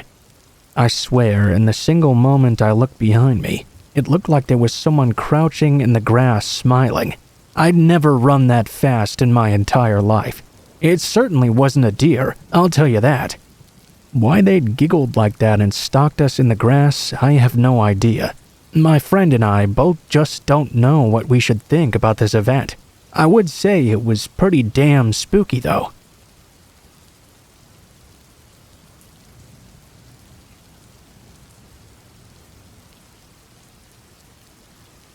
Sorry, this turned into a bit more of a written piece than I expected it to become, but this is one of those stories that my husband and I trot out occasionally to this day. It wasn't exactly in the woods. I guess it kind of was. As best we could tell, it was on uninhabited land that was surrounded by forests on all sides, but was not part of the woods itself. Woods adjacent, I guess I'd say. Most of my family, for the longest time, was centrally located in Florida, going back for many generations. That's changed as people have gotten older and passed on, of course, and needed to move out to different places due to the job market in the state stagnating. Back during this time, though, I was sort of the black sheep of the family for being one of the only few to get out of there. I still tried to make trips down there to see them when I could, though, when time and money allowed for it. I was still in my early 20s and trying to keep my head above water financially. For this particular trip, I decided to introduce my then boyfriend and now husband to all of my family, on top of for once having company on an extended road trip. It was also time for us to test out our shiny, newfangled GPS to get us where we were going. It had been long enough since my last journey that I didn't really trust my memory to lead me through Florida's roads anymore. Not until I was in my home city proper, at least. Well, it turned out to be an entertainingly terrible trip. We were hit by a thick fog and rain at the state border, to the point where the visibility was literally zero. For one of the few times I'd ever seen in that state, we also began to get pelted by hail in big enough pieces that it broke my car's wipers. After debating whether we wanted a chance trying to find a place to pick up a replacement, and essentially having to navigate this terrible weather with an increasingly shaky GPS device in the middle of the night, we decided to keep on trucking. I made do with what visibility I could. I figured being able to read the road signs wouldn't matter so much, since we had our computerized road map giving us instructions. That's what I thought, at least. At some point, that calm, mechanical voice instructed us to make an unexpected turn off the main road. After a little bit of back and forth with my SO, we jokingly decided to go with the flow and take it. What was the worst that could happen? We figured that if it led us the wrong way, we could easily make a U-turn if it was off the mark. For all we knew, it was operating with information about some kind of road obstruction or accident we couldn't see yet. The weather was still absolute crap after all. We drove for a good amount of distance. Within the first couple of miles, every other bit of traffic dropped off. A few minutes and another turn later, the road made an abrupt transition from concrete to gravel. I shrugged my shoulders. At least it would be a somewhat entertaining dogleg in our trip, even if I still couldn't see any of the landscape in this soupy weather. I told my SO to keep his eyes peeled for a good place to turn around, since our 2-lane road had just turned into an unpaved 1-lane path with a ditch running along each side. It was surrounded by increasingly heavy tree line as well. One point of silvery lining, I suppose, is that the horrible spew falling from the sky at this point finally paused a bit, giving us a bit of relief. I was not so afraid of getting our car stuck in the mud while making a turnaround now. This also meant we now had an unobstructed view of the woods as they broke on one side of us. This revealed what looked to be an old farmhouse sticking out like a sore thumb. We went absolutely silent when we saw this thing. The GPS stopped working at this point. It looked very abandoned, which in itself was not unexpected. Florida backcountry, as I was familiar with, tended to be flat as a pancake, with fields and sporadic wooded sections. Every once in a while, you'd get some abandoned building, usually from someone who owned more land than they could maintain, or couldn't afford to keep up anymore. This fit the bill with its empty broken windows and peeling whitewash boards. It had a surprisingly well-maintained clear space around it though, a decently sized yard, and festooned around that clear space, sometimes sitting up on pieces of raggedy furniture or set up in little dioramas on the saggy porch of the building, were dolls. Thousands of varyingly shaped dolls, sometimes marionettes or Cabbage Patch style, human-sized mannequins set on rocking chairs so it stared at you not 5 feet from the road. This was especially disorienting because all of the fog hadn't fully cleared yet, so we could only see this head and shoulders emerging from the mush before you got closer and saw it wasn't actually a person. I'm not ashamed to say I veered over as sharply as I could on that narrow path because it fooled me for a handful of seconds. We were both rubbernecking like crazy as we passed this by. The more we observed, the more we could see all the attention to detail someone went through to set everything up. The dolls were all sitting at tiny doll-sized tables, having tea with one another. Some of them had very elaborate clothes. Some even had hair, but they were all slumped on the ground like they'd been forgotten. Others were very purposefully placed. I can't imagine how much effort that would have taken. We passed by without a single word said, and waited until it finally veered out of our sight. Then I turned us around regardless of how narrow this path still was. We had come to the consensus that our side trip down this unknown road was now done. When we went by that dollhouse again, I was going about as quickly as I judged our car could go. I'm sure everyone else got another good eyeful the second time around. Nowadays, we still occasionally reference that dollhouse when talking about trips to Florida. It's definitely one of those things you find entertaining from several states away, but not with a dead-eyed mannequin staring directly at your car as you drive past in the fog.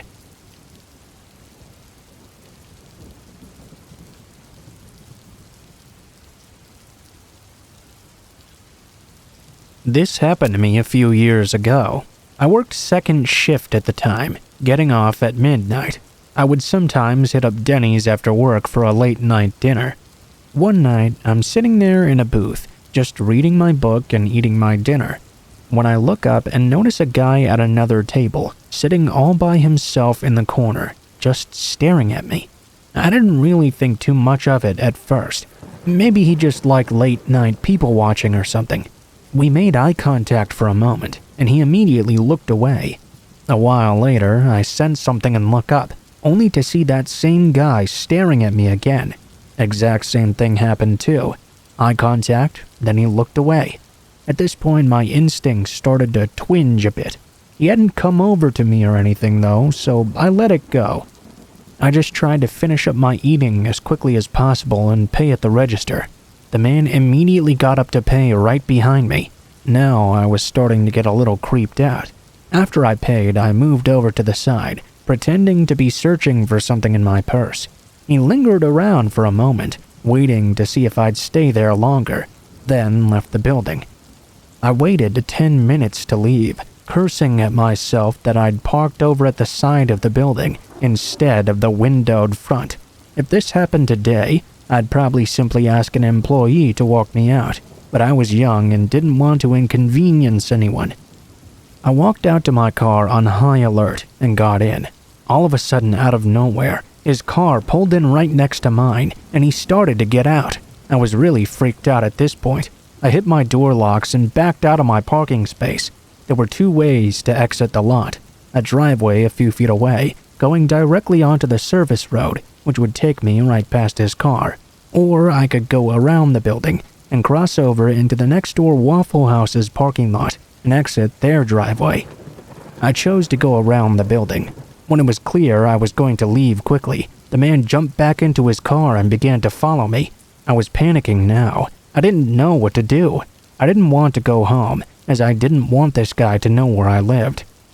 Luckily, that Waffle House next door had a front wall full of windows and a parking space open right in the front. I pulled into the spot as swiftly as I could, jumped out of my car, and ran into the building. I looked back outside, only to see his car stop behind mine in the middle of the lane. There was this enraged look on his face. At this point, I was shaking and nearly hyperventilating. The waitresses were seriously nice. They asked me what was wrong, and I stuttered out I was being followed. One of the waitresses came around the counter and stood next to me. She stared down that car creep until he drove off. She sat me down in a booth and gave me a cup of coffee for free, telling me to wait a while before heading out home. I left about 20 minutes later. I watched every car on the road to make sure that guy was not following me. I never went back to that area after work again, though I did write a thank you note to the waitresses and dropped it off during the day. It scared the shit out of me. To this day, the thing that makes me angry about this was, after telling some friends what happened, a couple of them tried to convince me the man must have thought I was cute and just wanted to talk to me. They didn't see that guy's face when I got to safety. I could tell he wanted to hurt me. Thankfully, he never got the chance.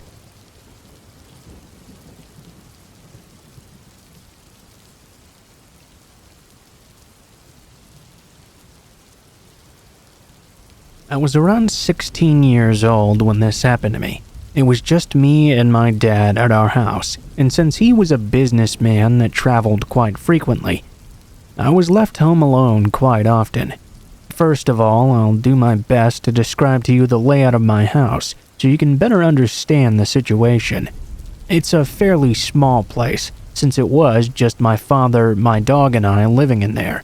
There was a long hallway full of full-sized windows separating my dad's room and mine. Our dog loved to look out of them, so we always kept them open enough for her to glance out of. I was in the last room at the end of the hallway.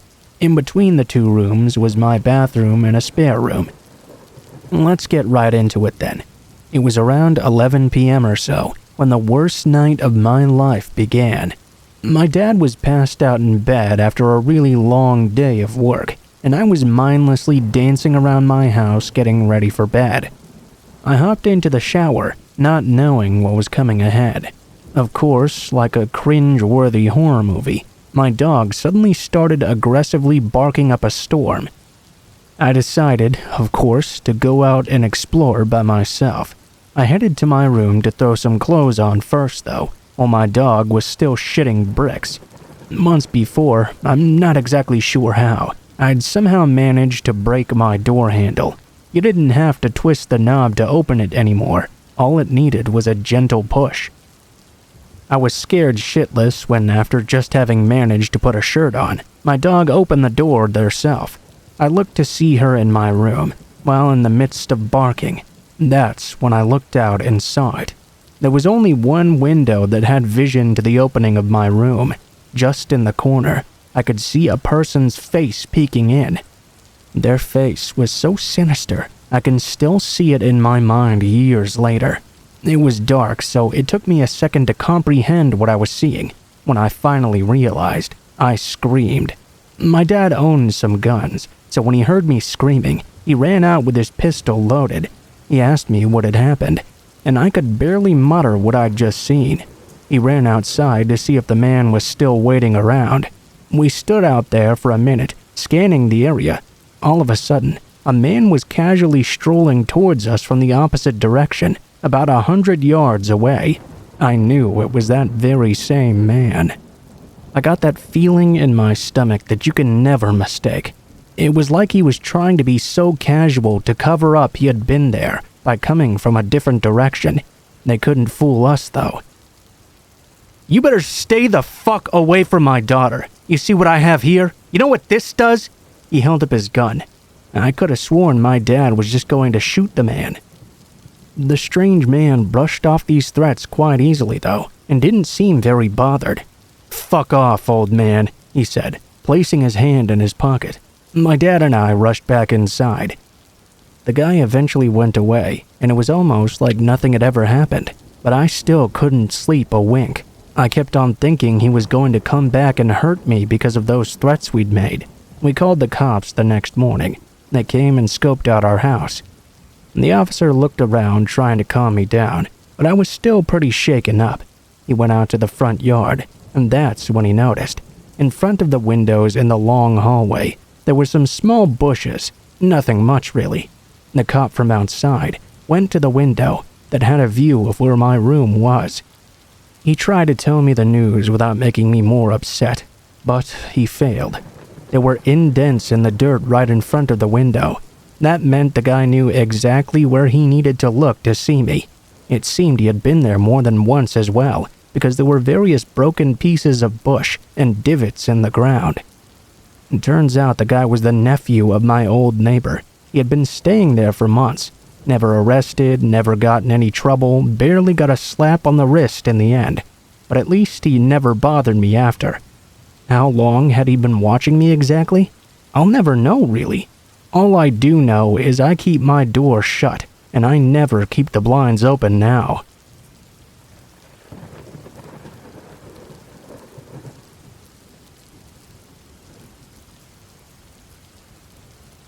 This happened to me just yesterday.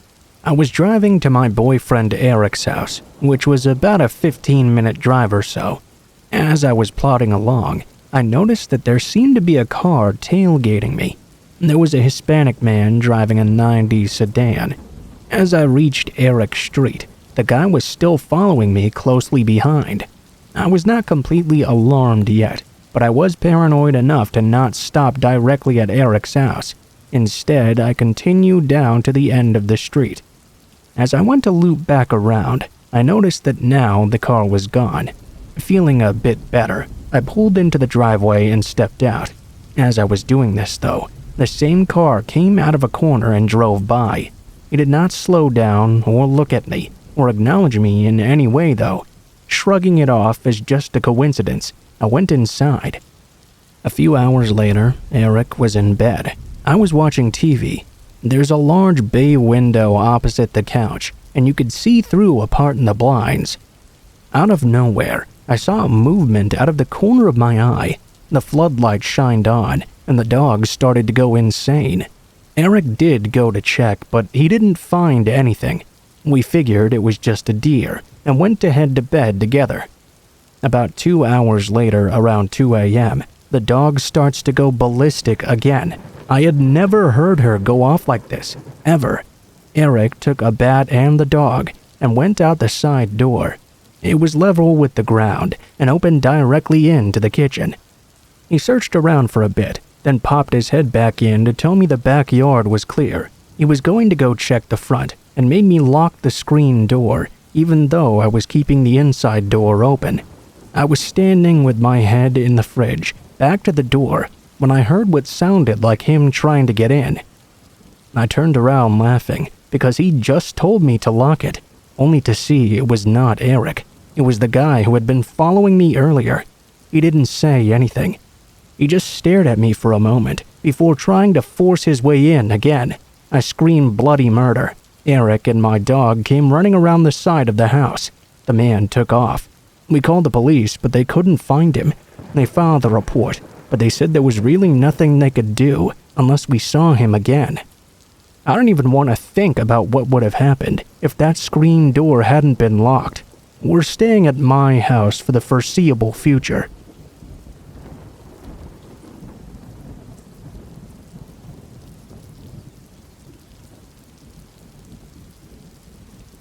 When I was in 4th grade, my family was still living in Denver, Colorado, in a small condo near my school. My brother, a kindergartner at the time, and I only had to cross the street and walk between a couple of apartment buildings to get to the football field attached to our school. It was normally a pretty quick and safe trip to and from. My mother was taking night classes at NAU at the time, and her boyfriend, who we lived with, would usually watch us in the evenings. He usually wouldn't get off work until about 6:30 p.m. though. We grew up as latchkey kids, so this wasn't that big of a deal.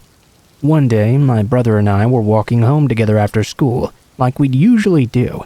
We had just gotten onto the street in front of our home when a white car pulled right up in front of us. The man driving the car didn't seem like your typical weirdo. Maybe in his late 20s, he looked fairly clean cut.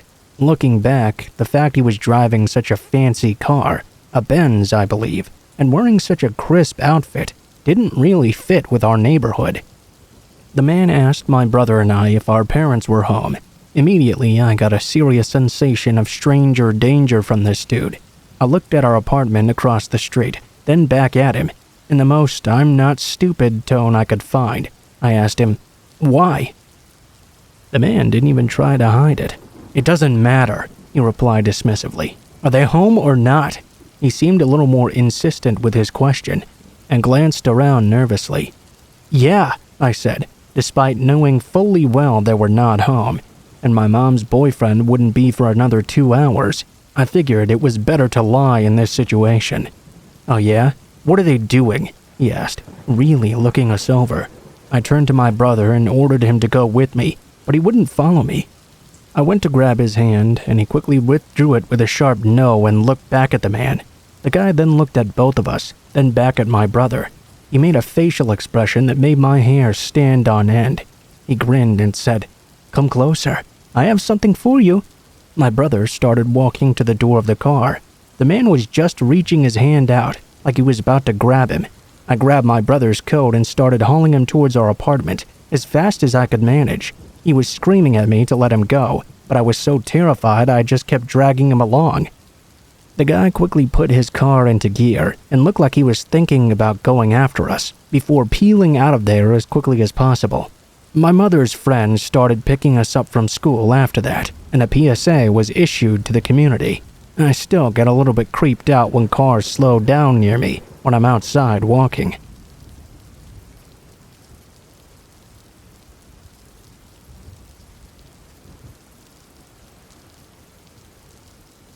About 2 years ago, I worked at a movie store inside a mall. I've had tons of strange experiences with customers, but this one definitely tops them all. I was about 20 at the time.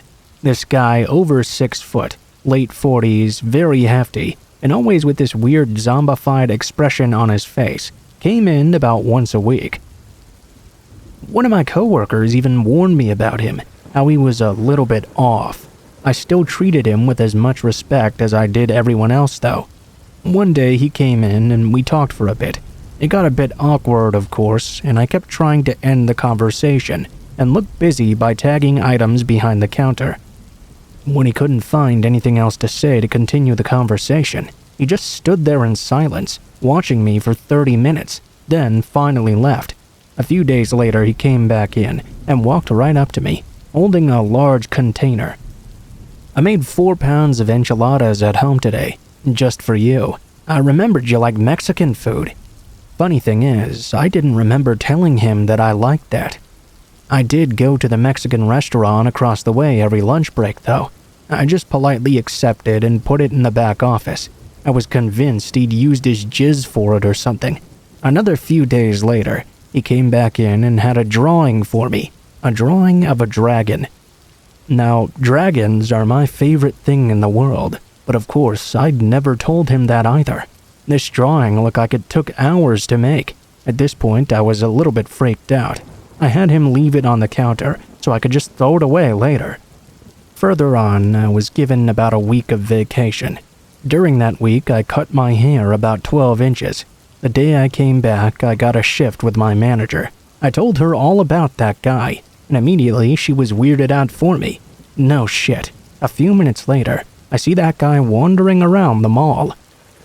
He was going towards the exit and didn't look at me once. My manager told me to go to the back office. I went and waited until she came to get me. When she did, she told me I needed to make a report to mall security immediately. Apparently, when I ran back there, he turned around to come in and walked all throughout the store. When she asked him if he needed help with something, he said, I can't believe she cut her hair," and walked briskly out. I got to the mall security office to make a report, and we went through all the videos from the cameras of when the guy came to visit me. There was one particular video that really stood out that I'd never noticed before. It still sends chills throughout my body just thinking about it. The video showed him pulling into the parking lot of the mall about 3 minutes before I arrived. This was really early in the morning, and no customers were there yet. I didn't notice the man at all. It showed him walking towards the entrance, and then him following behind me. Right as I was opening the entrance door, the man started sprinting towards me. I just so happened to walk inside right in time. It showed him stopping behind me, just standing silently in front of the door and watching me through the glass before walking around the corner. He waited for about 5 minutes, then walked normally back inside the mall. I'd never noticed him behind me. That part really fucked me up. It was like watching the last footage before a kidnapping or murder on Dateline or something. The video gave security every reason to ban him from the mall, and they did. They also later told me they gave him a background check, and he had 4 counts of child pornography on his person. He happened to be on probation.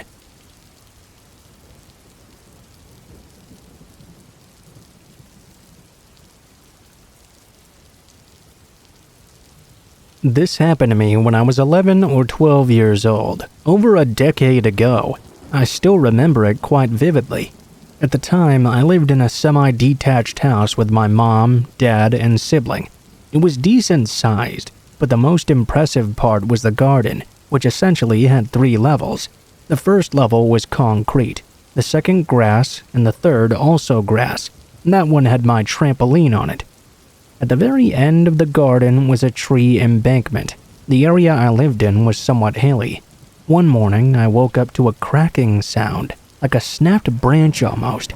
I was worried since a week earlier a tree from the embankment had fallen onto our neighbor's garden. My bedroom was right at the back of the house overlooking the area, so I opened the curtains to see if another tree was going to fall down. Instead, I looked out and saw a man hiding in the canopy of one of the trees in the garden. He was pale with blonde hair, wearing all black clothing. He was looking directly at me, presumably because he'd seen the curtains move. He smirked at me and moved his finger in a come here motion. I freaked out and shouted for my mom and dad to come to my aid. I was so scared I physically felt like I couldn't move. This was super early in the morning, by the way, around 5 a.m. or so. It took my dad a good 30 seconds to get into my room, at which point the stranger had completely hidden himself amongst the trees. I was really shaken up. I was crying whilst I told my dad what just happened. He went out into the backyard to see if he could spot the guy, but he was long gone by that point. A bit of time passed by after, and I'd started to forget about the incident. Then, about 3 months later, my mom and I were watching TV together after I'd just finished up a bit of school. The doorbell rang, and my mom went to answer the door. I looked out of the window of the living room where we were sat, and just so happened to see a white van parked outside. It was the same van as my uncle drove. So I walked out of the living room and into the hallway to greet him. When I got to the porch where my mom was stood, though, I realized it was not my uncle. It was the very same guy I had seen in the garden a few months prior. It really freaked me out. He noticed me as well as I walked behind my mom. He gave me the same smirk he'd given me that first time. I wanted to say something to my mom, but I couldn't. I was freaking out inside, and I had no idea what he would do. Anyway, he just asked my mom if she wanted work done on the drive. She said no, and the man left, hopped back in the van, and drove off. He didn't give her a business card, the van didn't have any company branding, and he didn't knock on any of the neighbors' doors. I told my mom it was the same man as soon as he'd gone, and she started to feel uneasy about the situation too. A month or so after, I got my first job doing paper rounds. I had to deliver over 300 papers with my best friend at the time. It was getting towards winter, and so it got dark by 4:30 p.m. We had been doing the job together for around a month or so, when the evening after school one day, it was dark and rainy. We were halfway through delivering the papers when a van started tailing us. driving really slow, at the same pace we were going. We clocked that it was following us after a minute or so, and we started to panic, as I noticed it was the very same man once again. We left the newspaper trolley behind and started walking quite quickly up the hill. We were about a 10-minute walk away from my house. I rang my mom in a panic, who made me stay on the line while she left the house to meet us. She told us to go to the corner shop that we were about a minute away from. When we made it to the shop, the van sped off really fast. The police were called, who came to my house for a report. We told them everything. That was the last time I ever saw that creepy stranger, but I still remember what he looked like so vividly.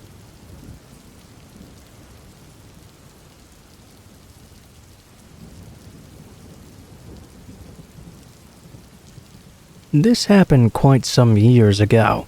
I was around 20 or so, I think. I was going on a road trip of a sort with a really good friend of mine and his family. Our destination was a concert in a country next to ours. We would be stopping at night, though, to sleep in the camper we drove in. We hadn't yet crossed the border when we stopped at the first campsite for the night. Now, it seemed like a pretty family-friendly and safe place, so none of us really had our guards up. That night at about 11 p.m. or so, while my friend and his family were getting ready for bed, I went outside to get some fresh air. Our camper was almost completely next to the beach, so I went down to the shoreline to dip my feet and get some much-needed quiet time to myself. On the way there, I happened to pass by a beach shack, a detail that will be important. As I stood there, letting the waves lap over my feet, I noticed the silhouette of a man further down the beach. It was a public space open for campers, though, so I didn't really think too much of it. After being absorbed by splashing in the water with my feet and enjoying the moonlight, I decided to make my way back. It was very dark, of course, given the late hour. I wasn't really scared, though. As a woman in the modern world, I tend to stay on guard after dark, but that thought never occurred to me in this situation. I felt like I was in a safe environment, so close to the campsite. I was walking back when I noticed that the silhouette of the man further down the beach was now gone. Even more worrying, though, was the fact that as I neared that beach shack, I saw that someone seemed to be trying to hide from my view behind it. Immediately, I went on high alert. I called my friend I knew would still be awake. I gave the shack a wide berth as well, talking loudly to my friend about how she was coming to meet me. After not too long, I got safely back to the campsite and hopped in bed in the caravan. I didn't tell my friend or his family because even though I was scared, there could have been many logical, non-threatening answers to what I'd seen. I tried to put it out of my mind, and the rest of the trip went off without a hitch. About a year or so later, I was talking to my friend about the trip and suddenly remembered that creepy experience. As I told him, he slowly got pale and told me something his brother had mentioned to him and his family over breakfast some months after the trip had happened. That same night, after I'd gotten back and gone to bed, his brother had gotten up late at night to get some water. As he passed by the window right by my bed, he saw a man standing right there outside, looking down at me through the window. As soon as he was seen, the man ran away. It definitely creeped out the brother quite a lot. Just like me, though, he seemed to put it out of his mind. With both those stories, it doesn't seem far-fetched that the man hiding by the beach shack had followed me back to the camper. I'm really scared to think about what would have happened had I been there all alone.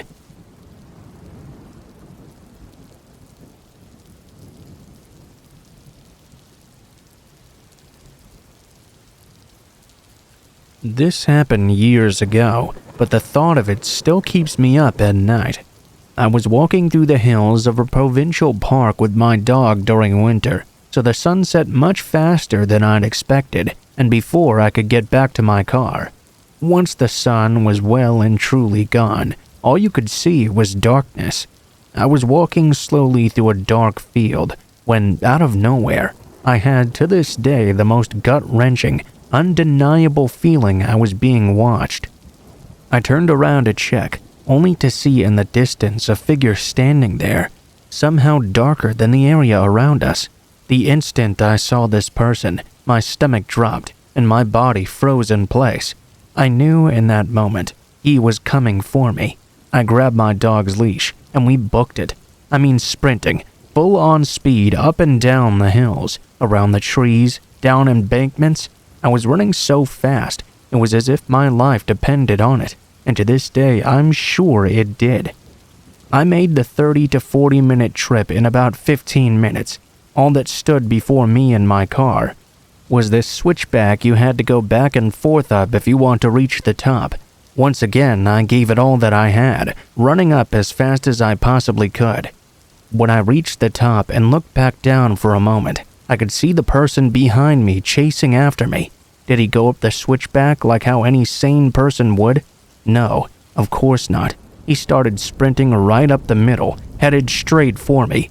I screamed at him to fuck off, but he didn't say anything. Not a single word, just running full sprint right towards me. I was lucky my car was at the top of the hill. As I ran towards it, just like in horror movies, I stumbled over something and dropped my keys. I was fiddling with them, trying to open the door before he arrived. Just in time, I managed to get it open, throwing my dog in and slamming the door behind me, just as the man reached us. Best part is, as I looked around, there were no other vehicles parked anywhere around us, so where had this person parked? As I looked to the side, I could see they'd parked right next to me, of all places. This guy jumped into his truck so fast. To this day, I've never seen a better example of speeding out of there like a bat out of hell. I mean, he slammed on the engine so hard, black smoke jetted out of the back as he swerved out of the lot, leaving skid marks on the ground behind him. I sat in the back of my vehicle for hours afterward, shaking and crying, knowing I was this close to whatever he had planned for me. That's why I share this story, in hopes that people won't ignore that sort of gut feeling, that voice in the back of your head that tells you to run. If I did that day, I never would have noticed him in time, and would not have had the head start I needed to escape. Always trust your gut feelings and intuition. It really might be the deciding factor on if this is your final day on Earth or not.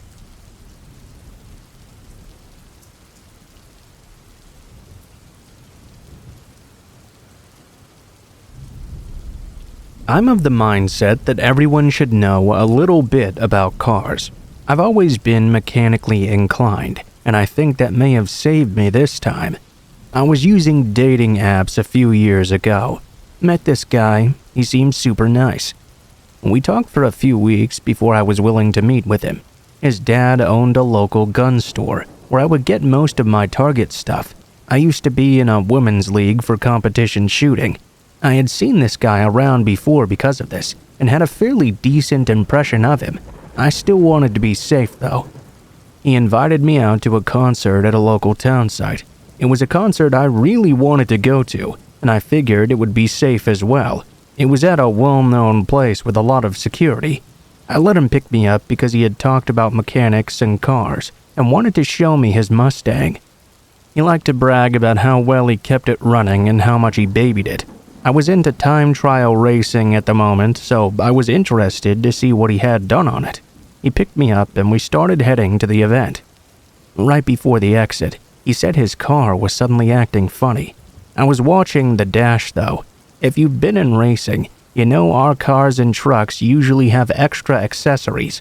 Whether it's aftermarket racks and gauges or switches, there's usually something aftermarket inside the car. As I looked though, I noticed there was nothing extra. The car felt like it was shifting correctly. There was no shudder or noise, nothing to indicate any problems at all. I thought that was fairly weird. All I said was that we should try and limp it on over to the concert venue. It was less than a mile away now, and it was better than being stuck on the I-15. He agreed and drove us very carefully the last mile. We get to the concert, and things were okay-ish.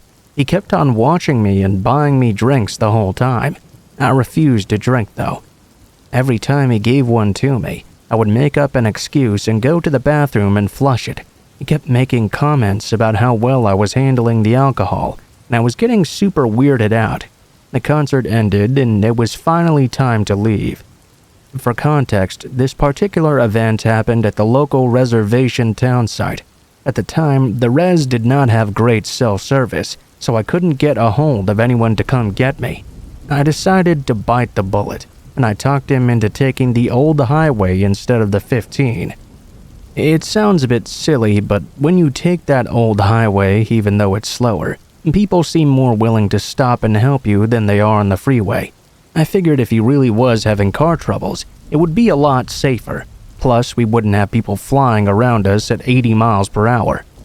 We made it about halfway between the town site and our town when he said the car was acting funny again and pulled over. I was stone cold sober still though, and didn't notice anything wrong. When I got out of the car to check it out with him, he started making comments about how I was so drunk and I should just wait inside. He even explicitly said, "It's safer because you can't trust drunk Indians, especially with a little girl like you." This dude had no idea that I was actually native myself. I just happened to be kind of pale. The hair on the back of my neck was standing up, so I checked my phone. Just barely got a bit of service. I started to text my dad. As I was walking away from the engine compartment, I noticed that instead of looking at the car, he was now watching me.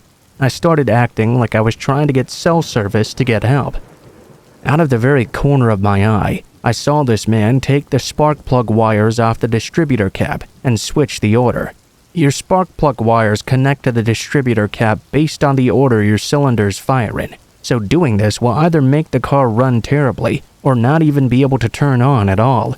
I managed to send my dad a picture of what he was doing, and my dad told me to start walking. As I started to walk away, the man hopped back into the car and opened his glove box, which exposed the pistol lying within. He told me not to worry and said we would be perfectly safe. I broke a world record for how fast I was texting my dad. He said to start walking and to tell the guy that he was already on his way and that our friends lived just up the road. So that's exactly what I did.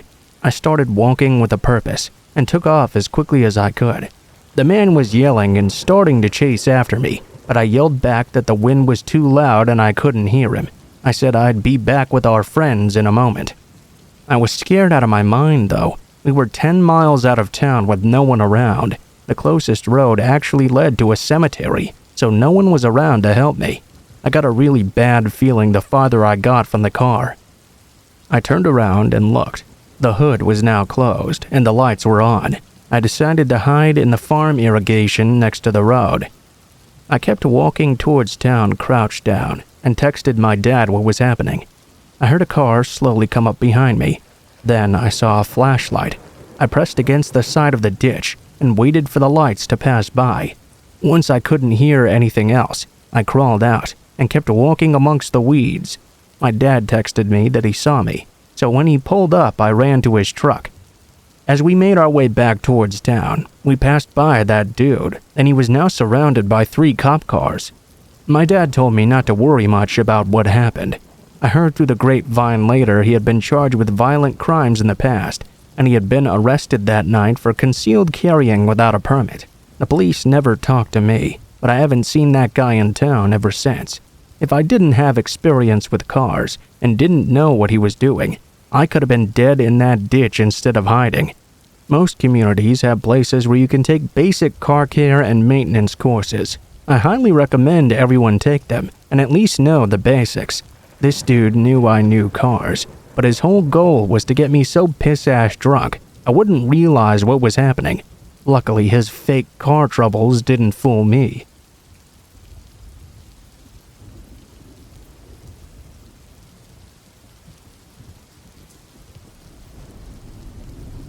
When I was 23, I rented an apartment in an old boarding house in a neighborhood just outside the sketchy downtown of a mid-sized southern U.S. city. One night at around 2 a.m., I was driving home from my boyfriend's place after we'd had a huge fight. I was teary and not paying much attention to my surroundings. At a stoplight, I pulled up alongside the only other car on the road and made brief eye contact with the driver. I gave him a quick, absent-minded smile. I'm Southern, it's ingrained. Anyway, I guess he somehow took that momentary interaction as some sort of invitation. At the next stoplight, He stared into my car with this weird blank expression. The next, and the next. I was seriously uneasy. It took me a while to realize he was actually now following me. I guess I should have just driven to a police station, but this was in the era before smartphones. I didn't know where the closest one was. I was also exhausted. I thought I was just being paranoid, I guess, and didn't want to make too much of a fuss. Instead, I circled around out of my way until I no longer saw his headlights behind me. It seemed like he'd finally gotten bored and veered off. I was beyond relieved because of this and drove straight home, anxious to just get inside and behind locked doors. I parallel parked in a tight spot between two cars on the street outside the boarding house and cut the engine. That's when the guy's car pulled in out of nowhere right up alongside me, close enough to the driver's door that I couldn't have opened it if I tried. Now I was completely blocked in, and he knew where I lived too. I briefly thought about climbing across and exiting by the passenger door, but I wasn't confident I could outrun him to my house and get it unlocked before he grabbed me. It was very much the vibe he was throwing off. I fumbled around and tried to fish out a phone from underneath my seat. He got out of his car and lazily walked around to the passenger side of mine and tried to open the door. Finding it locked, he leaned down and stared at me with that same intent, dead-eyed expression. He started to tap on the glass. I finally got my phone open and yelled that I was calling the police as I dialed 911. He began to bang on the window, then slammed his fist on the windshield like he was going to try and break it. He stopped cold in place and stared for a minute more while I talked to the dispatcher, looking utterly disappointed in me. I don't clearly remember the end of this interaction. It was a long time ago and I was completely terrified, trying to give information over the phone. I remember though having the impression that he was making a mental note of the house, and he seemed entirely confident as he ambled back to his car and unhurriedly drove away. The cops came and took my statement, and didn't seem to like what I told them one bit. If they found him though, no one ever let me know in the end. I lived there for a few more months after, and didn't get a single solid night's sleep.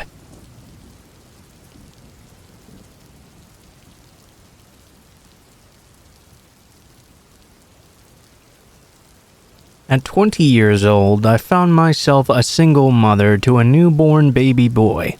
Around the same time, a relative was having trouble out of their tenant, who rented a mobile home they owned out in the country. Eager to have my own space for me and my baby, I jumped at this opportunity.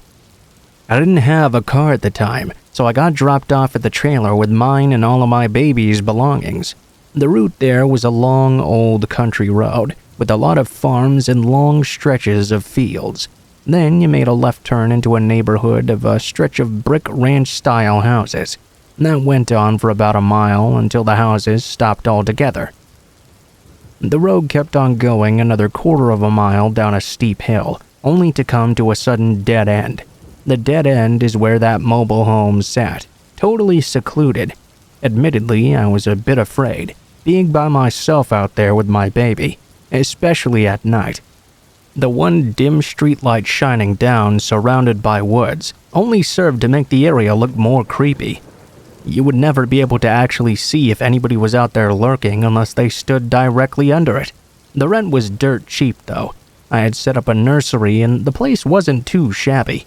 After settling in, I decided to take advantage of the stretch of road and start going for walks and pushing my baby in the stroller. We would walk all the way up past all of the brick houses and back out onto the main road, then turn around and walk back down to our trailer. One of those days we were out walking, heading back down the hill, when I saw him. A tall, dirty, freakishly lanky man in tattered, filthy clothing, standing amongst the tree line, kind of hunched over. He was staring right at me and just swaying back and forth.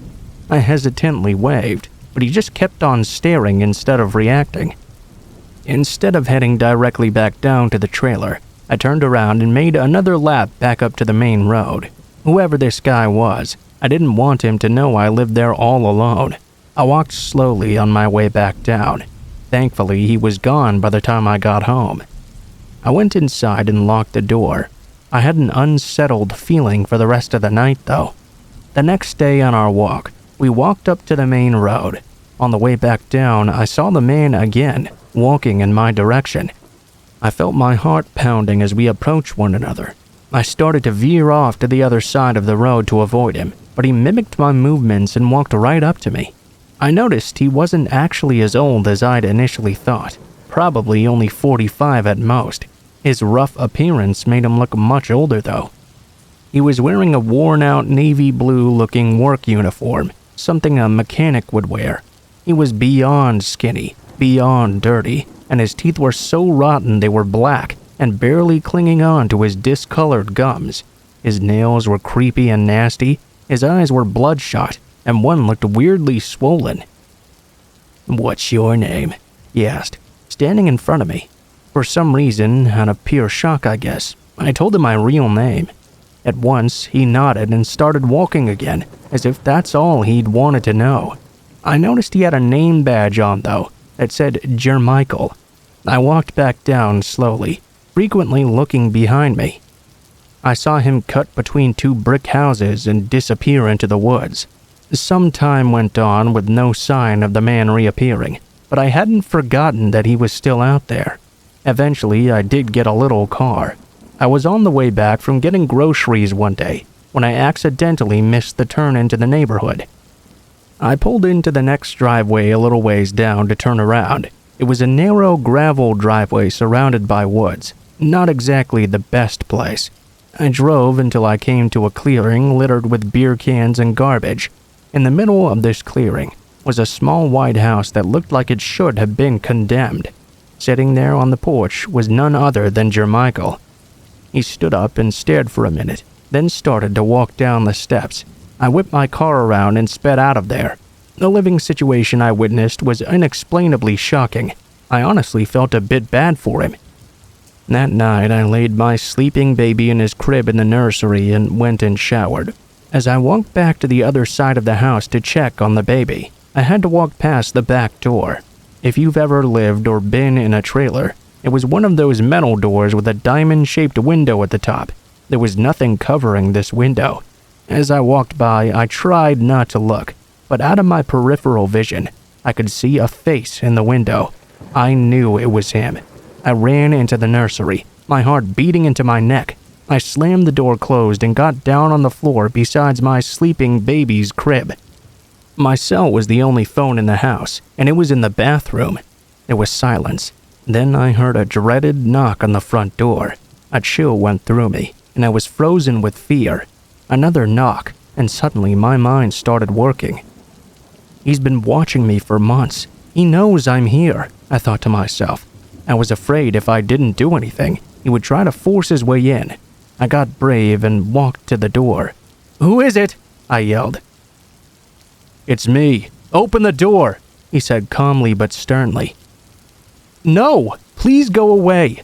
I screamed at the top of my lungs as tears started pouring from my eyes. I heard the sound of him scraping something against the door, and panic started to set in. I remember feeling so helpless. I ran and grabbed my phone. This was the first time I'd ever called 911. By the time the police got there, of course he was gone. They told me they were already aware of previous bad behavior from him, but since he didn't technically do anything to harm me, there wasn't much they could do. That's usually how it went with him. I spent a few nights at the trailer after that, and soon moved out. It's been 7 years now, and I still have terror-filled flashbacks of that night. I wonder what he would have done if I'd opened the door, or if I hadn't called the cops. I wondered just how often he watched me.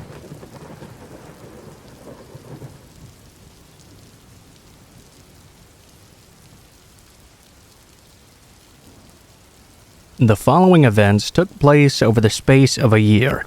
It took me a while to link them all and realize what was happening. I'm going to try and relay it as I experienced it. I'm 31 now, but this took place when I was roughly 18 to 20 years old. For the majority of my career, I've been a support worker. This involves supporting adults with learning disabilities or health issues in their own homes and out in the community as well. Basically with all and any aspects of their lives. The job does involve long hours, and often sleepovers or waking nights. In this case, the 2 other staff members went home at around 8 to 10 p.m., depending on if the service users were overnighting at their parents'. This was a regular occurrence. The sleepover would stay with the remaining clients in case they had a health concern or needed support with something overnight. At the time, I was working in service with 3 young men who were very active within the community. This meant I was also very active in their community, out and about all the time, helping them to, from, or during college and work. We rode the bus a lot because they had concession passes. I live in the UK and can't drive, so I commuted to and from work on public transport. The service we worked in was based across the road from a nursing home, or possibly a respite center. To this day, I'm unsure what it actually was.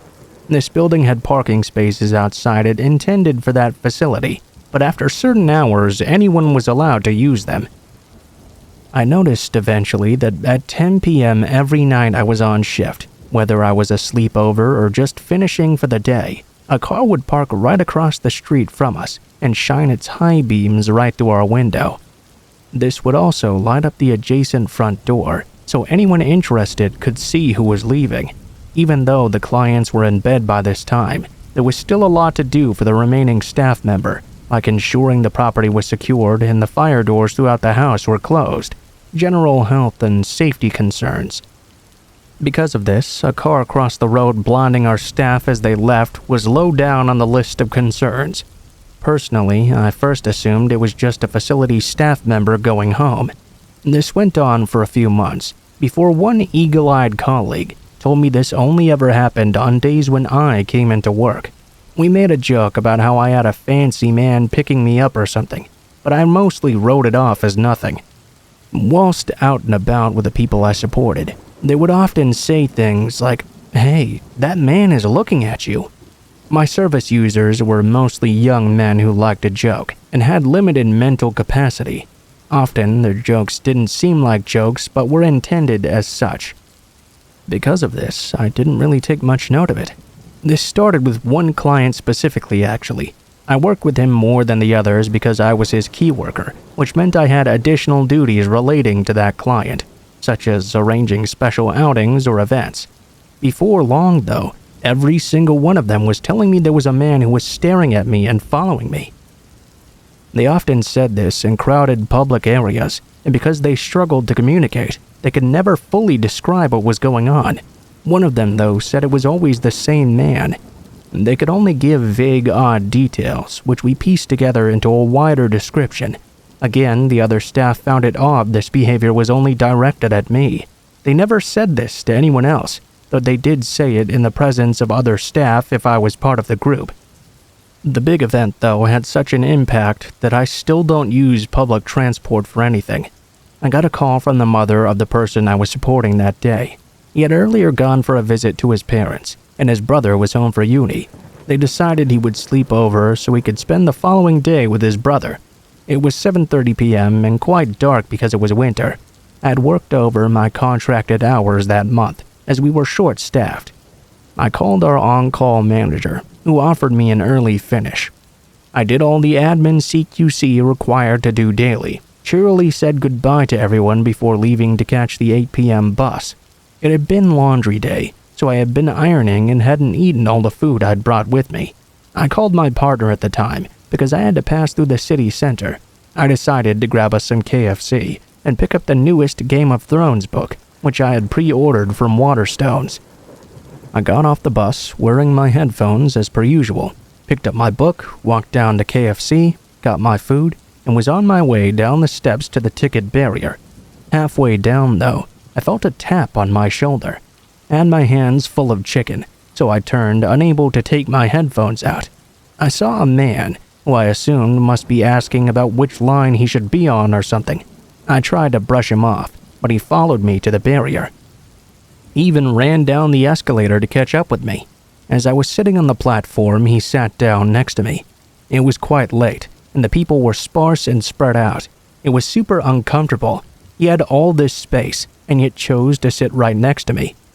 I took one of my headphones out because the man seemed to be quite angry with me now. He was rambling something. In a nutshell, I began to hear him tell me how he had seen me so often with different men, people I was supporting, I assume. Sometimes in a group of people much older. He said a lot of odd things which didn't register until I finally got home. He described my commute, including the times of my schedule, the clothing I would wear. He told me my hair seemed to change a lot. There was a lot looking back that indicated he had been watching me for a while. I was tired though and he was rambling. I wanted him to go away. He seemed inexplicably angry with me, saying he just wanted to look after me, but I'd only keep ignoring him. This was the first time I'd ever seen this man though. I can't remember how I responded exactly, but I basically told him he had the wrong person. It did freak me out enough that I changed lines and metros a few times. I was on the phone with my partner the whole time after I got on the metro. The man followed me, at first at a distance, but I guess eventually he lost track of me. He couldn't describe anything I did after the city center, so I think this was his first time really following me beyond my changeover, from the bus to the metro. I did get safely home that night, but over an hour late with some cold-ass chicken. I told my manager about this and she gave me a personal alarm. I hadn't connected it to prior events yet though, so I just let it go thinking it was a one-off.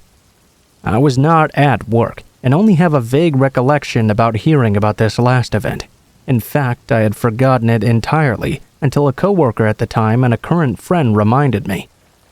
Two of my coworkers were upstairs sorting out the medications. They came down to find a man who we'd later find was my stalker. He was sat at the table. The guys we supported were all in their rooms, so the downstairs was empty. You can imagine they were quite shocked to see him suddenly appear. This was a secure place that protected vulnerable adults. Somehow he had managed to bypass multiple doors, all of which were locked and alarmed.